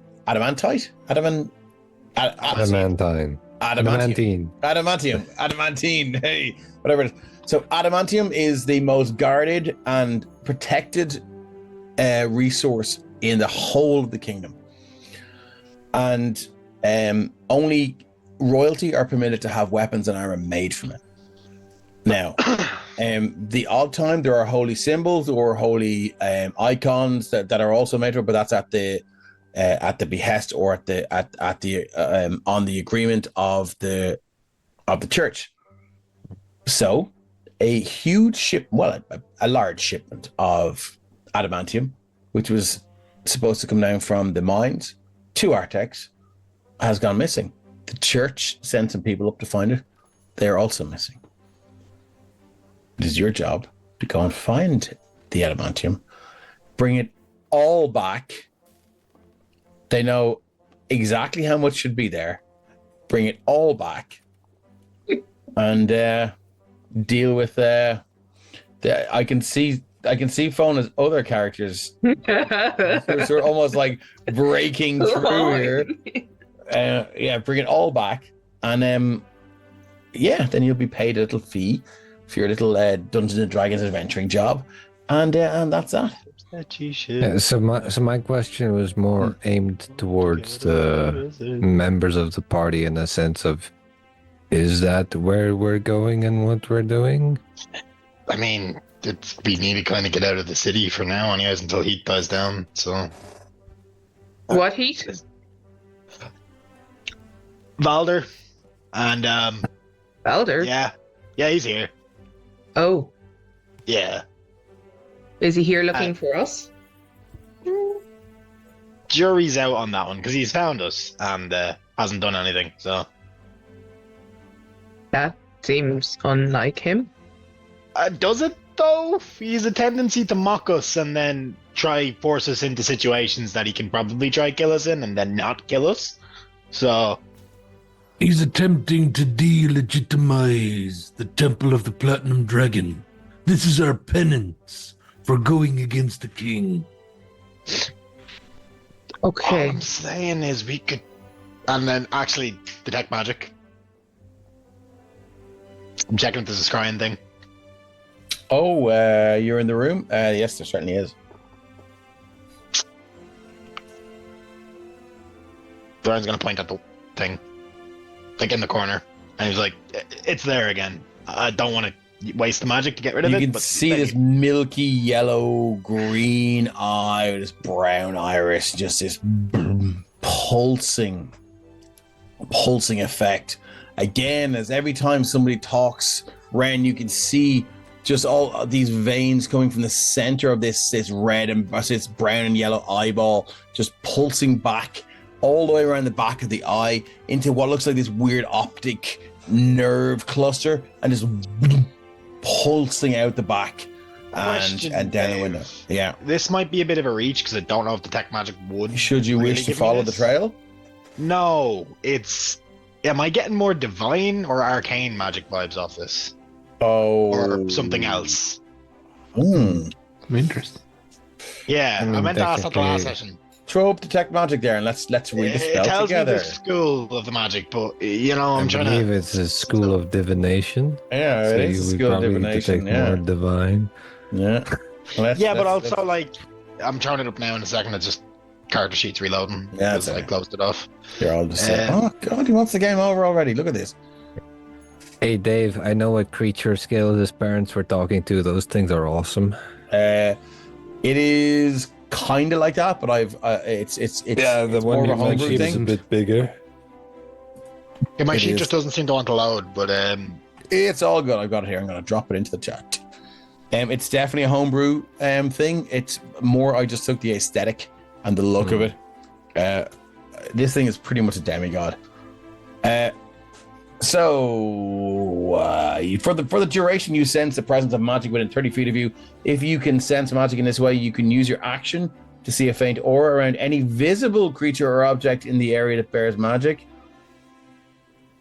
But it also shows you the vibe of magic, like you sense the presence of magic. So but any visible creature or object. Yeah, but it also tells you I sense the presence of the magic. So that's okay. I'm just sort of rereading one line. That's all. The spell can penetrate most barriers, but is blocked by 1 foot of stone, 1 inch of common metal, a thin sheet of lead, or 3 feet of wood and dirt. So way better than Divine Sense. But anyway, so yeah, you. No, you don't. It's hard to tell that whether it's divine or arcane. There is a malignant element to it, and you may have detected scry spells before, but there's a malignancy or a rotting, or not necessarily necromantic, but just a darkness to this that is very unpalatable. Is it a familiar darkness? Because I've been hit by spells from Valder before. That's what I'm trying to suss out. No. Yeah. Okay. If I say no, it doesn't rule it out. I'm just saying it's not. Yeah. No, I'm just trying to get as much information as I possibly can from this. Okay, so I think that's where we're going to leave it for tonight. Before everyone goes, I'm going to ask everyone a couple of questions about tonight. And we're going to start with Robert. First off, sorry, but it was so quiet for you. But I'm good. How's Robert doing? You were saying that he's going to bed and he's kind of going like, what the fuck is going on in my life? Where is Robert now? Robert has had a rough couple of months, and he kind of like is getting desperate for a sense of control and a sense of that the things he kind of believes in is right and good are actually true and stuff like that. Because Robert is loyal to the kingdom of Sopherone, but more so to its people than its royalty, Okay. So would you, upon reflection, would you maybe remove the word kingdom there? Or no? No? Okay. No, the kingdom it's like been kind of like the umbrella that his family has lived under and has kept them safe for a long time, and also the military. Yeah. It's the military he served in was that of Sopherone. Exactly with dealing with like rising tensions with the elves and stuff like that. So yeah, for Robert, the more the problem is that he doesn't view the king as an evil shitbag who needs to die. Because to him, he's not convinced that Valder or the people doing bad things are acting on direct authority of the king. To him, it's not like the king is saying, "Hey, go do that." Yeah. So until he knows that, he isn't quite comfortable with the idea of dethroning the king or anything like that. So all right. Cool. What I'm gonna do, I've moved you over to the I'm gonna copy your tokens, move you all over to the Arcanist district so you can actually have a look around and a wander around. It's a fabulous map. It is. It's some of It's a Map's best work. You should all be somewhere, and you can have a wander around. And I do believe we're up there on the map. Anyway, so okay, cool. So I'm gonna move on to Ren then. How does now, obviously, Ren doesn't know anything of what happened with Scales or Fona, but you were saying, Carrigan, in the break that I confirmed a few of your theories. You're muted. I don't know if it's fully confirmed, but it's the talk of stones and who may be behind using the stones and the magic from originally kind of has me thinking I know who a certain voice may be. Okay, so why don't you fairly certain drop that out then? Around be fairly certain that Galasar is the one who's been giving him some help, as per se. Well, I mean, yeah, but what has that got to do with the stones, though? In your because in my theory, they right, predate like all civilizations. They do predate, but obviously they were used as part of this. Oh, very much so. Yeah. Yeah, the events. So, in my head, I have a feeling that a certain, maybe not as dead or destroyed figure as we thought, is trying to get Ren to help inadvertently with wiping people out. Okay. All right. Cool. Good to know.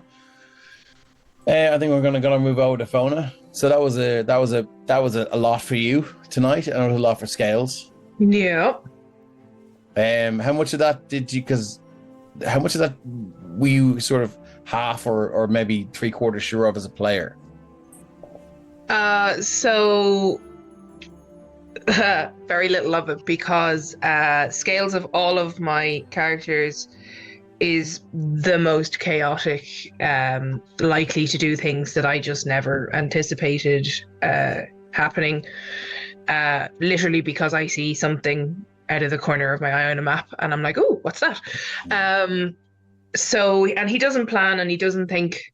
So going into that, I had no idea what way he was going to fall on the decision. I kind of the decision for the modified memory spell. Yeah, but I knew from the first vision that, like, and we touched on it a few times up till now, where he was trying to piece things together and he was talking to some of the other characters about it and trying to figure out where he might get information to try and explain this to himself. But there was always going to be that moment where if he figured it out, it was going to change him. So I kind of knew for a long time now that there was a point coming where Scales would lose some of his innocence. I didn't at all anticipate that there'd be a choice that he could choose to forget and continue on in his ignorance and therefore his innocence with it, which, and I could have seen it being beneficial either way. I could have had him grow up that little bit, lose that bit of innocence and grow that way as a character, or I could get to keep him as an innocent, sweet, ignorant idiot that is just loving life and enjoying the crap out of adventures, even when they're sometimes dark and sinister. So I really love the fact that he's the last dot of purple light in the world. Yeah, and I love the fact that, like, he got to know, but he also gets to not know. I mean, that's a dream. That's a dream, isn't it? You know, that and that he got to face that choice. And I think it felt good to me from a Scales point of view with the choice he made. I don't feel like I forced him into it or anything like that. I think I could see it being the choice that he would make for a number of reasons with his character. So yeah, I was well happy with that. Yeah, well played as well. I think it's a braver thing to have said, I want the modify memory, than not. Because, like, yeah, it's that choice that everyone would probably want to make if they can, but they wouldn't. Whereas Scales is like, no, I'm going to, because I need to live this way. I think that's a braver decision. I think it's a very good character choice, because I feel like, I know I probably, if I was in your shoes, would have been like, for the sake of narrative, I may have kept the memory, but I think Scales as a character would very much make sense. Would be like, oh, the world seems less fun. I don't like that. I like having fun. And Scales seems like the type that would have blind faith in their friends to actually sort this out. Like, yeah, and I think that's the thing. Like, literally, and I'm thinking back through years of characters of all different stripes, and some of them are barbarians who were of that not the clever, intelligent end of the scale as well. And not a single one of them, other than Scales, would have chosen to forget. But I think for me, it came down to Scales knows that he's not the one who's going to make the plan. And therefore, he just needs to be told where to go. And like, even now where it's like, is this what we're doing? Are we going on this job to collect this adamantine and bring it back? Scales has no opinion on this. Like, if somebody said, go and rob that child or go and kill that child, Scales would have an opinion. But by and large, Scales doesn't really care where we're going, because somebody else will have known why we're going there and why it's important that we go there. And Scales is just here to go along with it. More importantly, one of his people will know, I think. Because he's what like, makes me sad. Yeah. What makes me sad about that whole situation is that Scales, by deciding to not remember the kind of the bad part of it, won't, fully grasp the measure of the sacrifice his parents made for him. Yeah. Yeah, that is sad. And the thing as well is that, like, if this comes down and we end up going where we're battling against the king directly or whatever, there's also not going to be a moment where Scales is going to be like, and now I have avenged my parents or my race. To a degree, he'll have it, but he won't have that very visceral. Never even thought of that. I have avenged my mother. He'll know that this is somehow all connected. Hell. The king's a bad guy. The king's family were somehow involved, maybe with the Dragonborn, and all this stuff that's going on. But he'll just have a, yay, we did a good thing and we helped people live well. But he's not going to have that, you killed my father, prepare to die, joy. What do you think his parents would want for him? I think his parents would want that for him. I think, like, from his parents, like, we saw them in a mad battle. We saw them being, doing this. The final moment, yeah. So I personally kind of got the feeling that his parents were of that kind of warrior royalty kind of vibe. So I'd imagine they'd want him to have that vengeance moment of, like, I've avenged my people and everything, as opposed to the I got to live in peace and enjoy myself, maybe. But there's two versions of that. Still possible, though. Yeah, well, that's it. Like, if Scales hears the story again, it counteracts the modifying memory and all comes flooding back. Well, I mean, but what's more valuable? Like Scales, who he is now, and and what Scales is. But I mean, I think we need to ask ourselves the question: why did Scales' parents do what they did? Why did they have him petrified so he would not be affected by this genocidal magic where all of the other Dragonborn were fucking annihilated? Like, did they do that so, like, from some we'll have our vengeance beyond the grave, or just that they wanted their child to live? To survive, like, yeah, it's a very Superman being loaded into the cannon and shot off the planet. Completely ignorant of where he's coming from and living a life in ignorance and that. So, like, I can see pros and cons to either of it. And, like, who's to know what's going to happen between now and the end? Maybe Scales will have something to happen and it'll come back and he'll remember it. So it's not saying that he won't get it, but as things stand at the moment, he could strike the king down and completely personally vengeance his parents and not know it. And there's just a difference between, yay, I defeated the bad guy, and yay, I defeated the bad guy who killed my parents. But I'm happy with the choice myself. I'm happy with the choice. And I think, like, because I spoke to a few people about Scales, and I spoke to, because I discussed this at length with Kate, and how it was going to go. Kate. I know, yeah, I got all the spoilers. Like, she's a great mirror to throw stuff against. And is it the same mirror that has Scales' parents in it? Yeah. So I asked, like, I said, look, I'm thinking of, there'll be this moment in the Arcanist district where I'm going to, like, essentially avoid, because we only play twice a month. I was like, I'm going to have a moment where we essentially avoid possibly 6 weeks of fucking around with modified memory and stuff like that. But it's going to be so possibly soul crushing for Scales.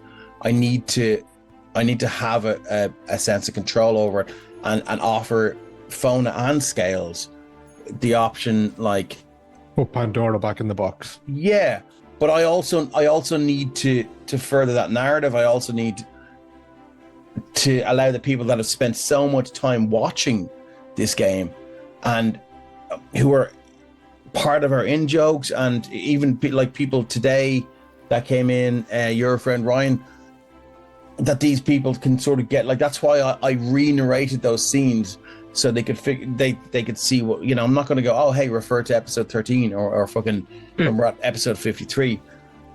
Yeah, jumping points. Yeah, but I wanted Fona and Scales to have the opportunity to go, do you know what? Yes or no. Like, yeah, and I prefer this to the other option was going to be at some stage Ren was going to check the thoughts and put it together for him.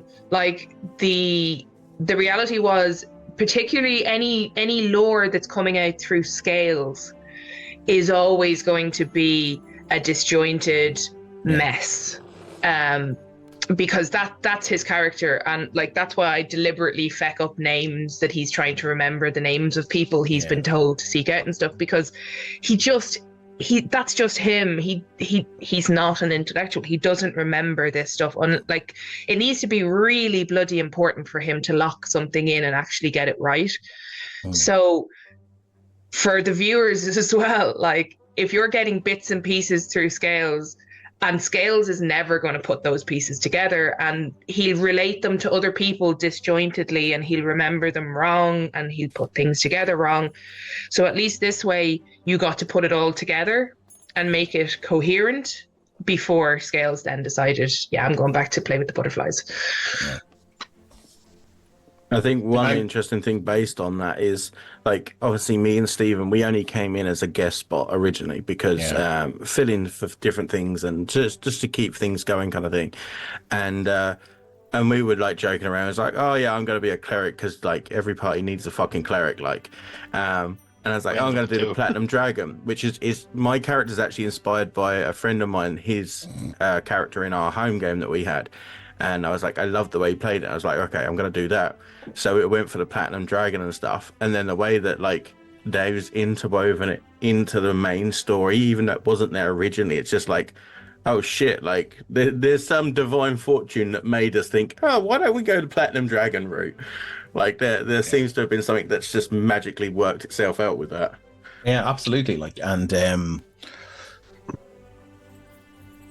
I think I'd written that mirror scene where Scales' father taps the shield of the Platinum Dragon.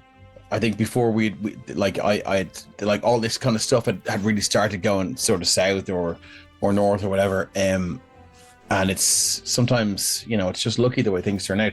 Yeah. But moving on to Eryxium then. How's Eryxium doing? Because like when we started this,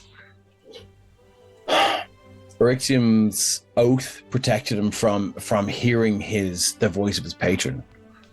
That doesn't seem to be the case, and it's not for lack of sticking to his oath. It's not, but it like her voice seems to be creeping in a little bit more than it used to be. Yeah, it's almost for whatever reason, above the table at least, that there's a lot of interested parties in Eryxium and Mizella as it stands. Yeah. Like, obviously we don't know that Dardic is being told to watch us and take us out. I think he was told if he can, and obviously Valder hates us, and Eryxium wouldn't be the most liked in the Temple of the Platinum Dragon for the damage and stuff he's caused in there. But I mean, like very briefly, just for the 20 people watching us, like the brief history of Eryxium is that he chose the quick path to power. He was the older brother of the divorce. When he was the eldest son, and of the woman that his father left to meet his new wife, which gave him the perfect child in Mizelu, who he resented at a certain stage because he never kind of gave the attention to Orixium, but all of a sudden there's this golden child to be brought up to the church. He's been brought in, he's a squire, he's doing the cleric path, and a voice told Orixium he could have the power, and he listened. And he went down a dark path for a while, and it was Mizelu who came and rescued him from that dark path. And in a very dark night in the Temple of the Platinum Dragon, as imps and other devil creatures were tearing his eyes and throat out, Guardian Baratheon and Orixium or Mizelu burst in, vanquished them, and the Platinum Dragon said, "If you devote to me, I can save your life." And he did. And he's been trying to... I will say that you know, in previously sort of revealed lore that his old patron was Tiamat. The mother of dragons. So there is that story is sort of working its way around in the background. That was before Shane, who played Jaden, left the game. That was inextricably linked with his character. But obviously he's gone to that sort of taking a thing, kind of a step back. But that, like, the dragon cult are still doing their thing, and it's still sort of cooking in the background. Yeah, I mean, she wants her property back. Yeah, above the table, like I think it was only today or yesterday we were joking about the fact is like the Orixium and Mizelu is basically the Winchesters. Yeah. Like we've got these divine entities that are trying to pull us in different ways to pit us. Well, you against didn't until Mizelu made a deal. Like that fucking, like, and I'm not going to reveal the details, but that huge fight in the Temple of Sir Richard, where like, and I'll never forget, like, was it Denixtra? There's two in Denixtra, not Temple Denixtra. That one. Sorry, two in Denixtra. And she cast reverse gravity. And I'd gone, oh yeah, it's 90 feet. And then Jean was like, actually, I think it's 120 feet. And that resulted, I was like, are you sure? And he was like, yeah. So it resulted in a lot more damage as the reverse Derek dropped. I think it was Derek and, like, I think it was Orixium or like one of the like other holy guys. A lot of you guys were fucking. I think Ren had two hit fall points. Up was like fucking 12d6, and the fall down was 12d6. 24d6 damage. I think you guys were level 6 or 7 at the time. I died when we hit the ceiling. Yeah, and then you dropped us, and that was it. It was like, I'm fucked. Like, I'm done. Yeah. And then there was a moment where Mizelu made a deal, and we're not going to say with who or with what, but I think it's pretty obvious something like that. Something happened because we've you know, out of character and off stream, we've referred to that like many times. And a lot of us made deals in that place. A lot of us. Yeah, I think you did. Yeah. And yours is going down the tracks as well, big man. Oh, I cannot wait. So it was. I've been waiting to use those spells you gave me, man. I cannot wait. So it was. It was serious shit. But yeah, we all got back up though. You did, but I mean, there is a very, very tragic fucking debt you owe. Should certain situations come to pass. So look, there's lots of shit going on. I think we've gone through everyone here. Did we go through Mizelu? We did. Mizelu, sorry. I mean, there's not really much more to say than what we have. Like no, but like, what I would like to know, what led up to the idea to cast commune. Who did you like? So obviously you knew you were going to commune with, hopefully the Platinum Dragon. You're in your father's house, which is, I can't believe you didn't ask a question about the being in the attic. That's for another day. Because he is very aware that his father's business is his father's business. Okay. Cool. Yeah, so I mean, like, it's like, and I love that you didn't tell me you were going to cast commune, honestly, until I rolled up my sheet when we started, and I realized that we'd hit 9th level, and I had it, I was like, oh, okay. And then that's when I thought about it. So I didn't really even know myself too much. But I once I saw it, I was like, yeah, I'm definitely doing this because. No, I love that. It's like it's like the times when we were playing the Violet Madness, and I'm like, well, fuck it, I'm casting Scry on. Yeah. So I'm casting Scry on that because it like spells like that like drag the people watching the game in. I feel as well. Yeah, that's it. Like, it's a very obvious thing, and I think that was what was so beautiful actually about the conversation between Mazellu and Eryxium that evening before they went to sleep. Was it's very obvious that despite his Mazellu's not zealotness, like you said, it's not zealotness, it's more like intense faith. Because of that, he's been really starting to struggle with that, like. Because it's a shit situation. He's being told by his own church that you need to go towards like the political route, and it's like he doesn't see that. He sees that like, no, you guys should be fighting your own damn corner. That we should be going down the religious route, and you're just literally sitting there pansy into these government, to this king, whatever kind of thing. We've also been told that by a person that like before Berethia got to where she got to. You would have been on missions with her. She would have trained you. And she had the same light in her eyes that you did. That same fire, that same, as you said, not zealousness, but like just that belief. Fire, that belief. Blind faith, yeah. Yeah. Well, not blind faith, but just pure faith. That belief. And it's almost like she died. To you anyway. And was sort of revivified in this bureaucratic version of herself. This is the thing is like, you have to wonder if that's going to happen to you. Well, this is the thing is like, as soon as it was mentioned, what was it, 3 or 4 episodes ago at this point, about the high priest had been dealing with Valda and stuff like that. And then she was saying like, oh, you got to play the political part to get higher up the ranks and blah, blah, blah, blah, blah. He was like, Mazellu's instant reaction to that thinking was like, no, I'm never going to be that high priest because I'm never going to allow myself to be subjugated like that. Yeah, I get it. Yeah. So his work is more, I'd rather be out in the field saving people's lives and knowing that I'm doing what Bahamut wants me to do than sitting in an office being told what to do by a king that has no grounds on this earth. Yeah. Do you know? It's like I say about, Persephone, my daughter. It's like, whenever someone says, why did you name her that? I was like, because I'd rather be a ruler in hell than a minion of earth. That's metal as fuck. Do you know what I mean? Like, at least when I go down, I know I'm going to get well looked after. Do you know what I mean? But the point it stands for Mazellu as well is like, I'd rather stand by the All-Father's side than to the side of this king. And that's what he'll keep fighting for, as long as he can. As long as yeah, I won't say that bit. We'll wait and see how that works out. Yeah.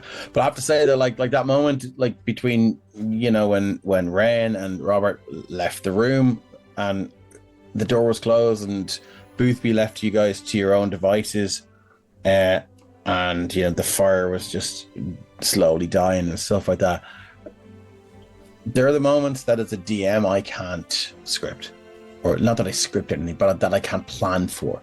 There are the moments as a DM that I can't force you to do, and when I get to sit back and just watch those moments that like two very talented players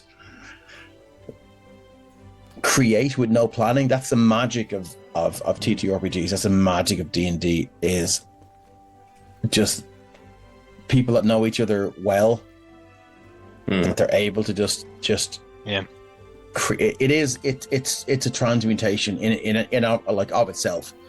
It's an evocation. It's well, that's the amazing thing to watch. Above the table, I'm honored to watch it. Do you know what I mean? Like, yeah, exactly. Like, I'm honored to be able to play against you guys, right? That you're all fucking awesome. And then, like I said, above the table, Stephen feels like my brother as much as he does in the game. Absolutely. So I feel like I can have that conversation because it's like, I know he's going to react well to that, and hopefully I'd react well to his conversation.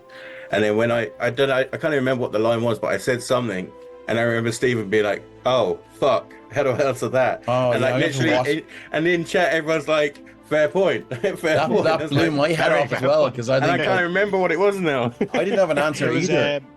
It was you, like, questioning. Why is there more power to the willows of men than the gods, or something like that, which is just like something about like, why does the king have more power than God?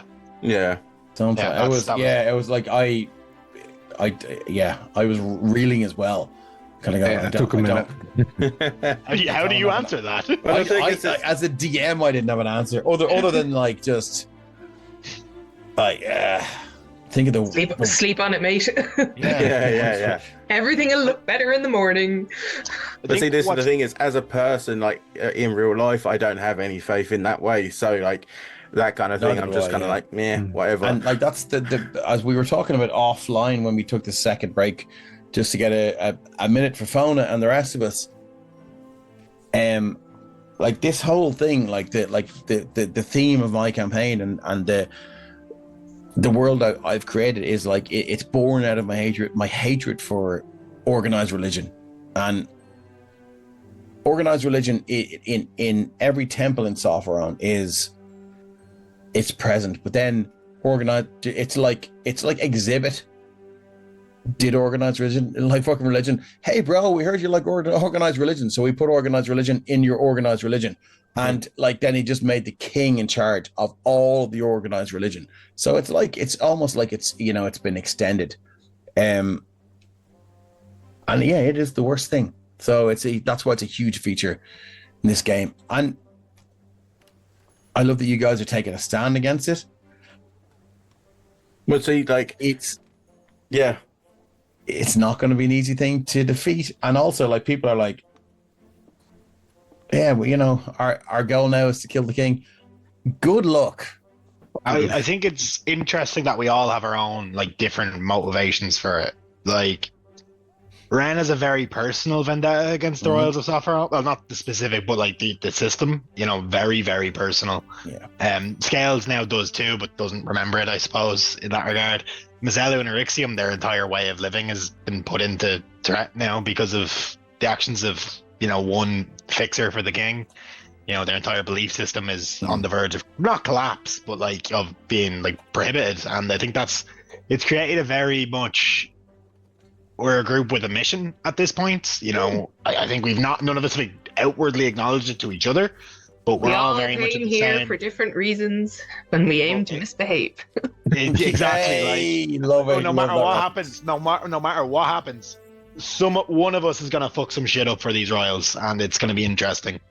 I'm really actually interested when we get further down this path, though, to see Robert, because Robert's backstory, and like we've never gone into it because he's writing not his a lot of books people have really fucking jumped into that. The stuff that we could assume that Robert has done while he was serving in the king's army, was it the army? I'm not sure which branch he was in. Scouts. But he was a scout. Scouts. So you have to assume there were deeds done there when you believed in the mission and you believed in what you were doing was right. And like, obviously Robert or Joe already spoke to the fact that Robert's a little bit like, was it right? Are these guys doing this on behest of the king, or are they, their own, they're on a side thing and the king is actually okay? Like that's going to be interesting to see as Robert picks through his past to merge that with what he is perhaps learning as we roll through this, so it's just another angle on everyone has a different maybe reason for coming around to this. And I'd say at this stage, Scales is probably the one who's most like, the king doesn't seem so bad, I just don't really like that he takes taxes, but I think that's where Scales is just an anarchist. I think that's where we'll leave it tonight. Thanks everyone for tuning in. Thank you for everyone in chat for throwing boons and awesome comments and inspirations and just the general love and keeping up with this story that is completely different to the one I was going to tell at the start, but it's just morphed into just weird different things. Thanks to my awesome players, and we will see you with Sopherone Saga in 2 weeks' time. But please join us on Sunday as DM Stephen makes us regret our life choices. And I have to relive the fact that I have to relive the fact that I murdered a fucking innocent gardener. She never saw it coming. It's fine. We all do it. It was a race crime. He was just a bugbear, and I shot him.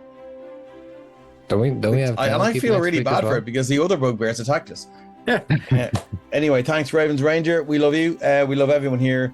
Thanks, Lumbering Paddy. Kira, thanks for the heart. We'll see you soon. I don't know if we're ready anyone. I don't think we are, but we'll see you on Sunday. See you then. Peace out, guys.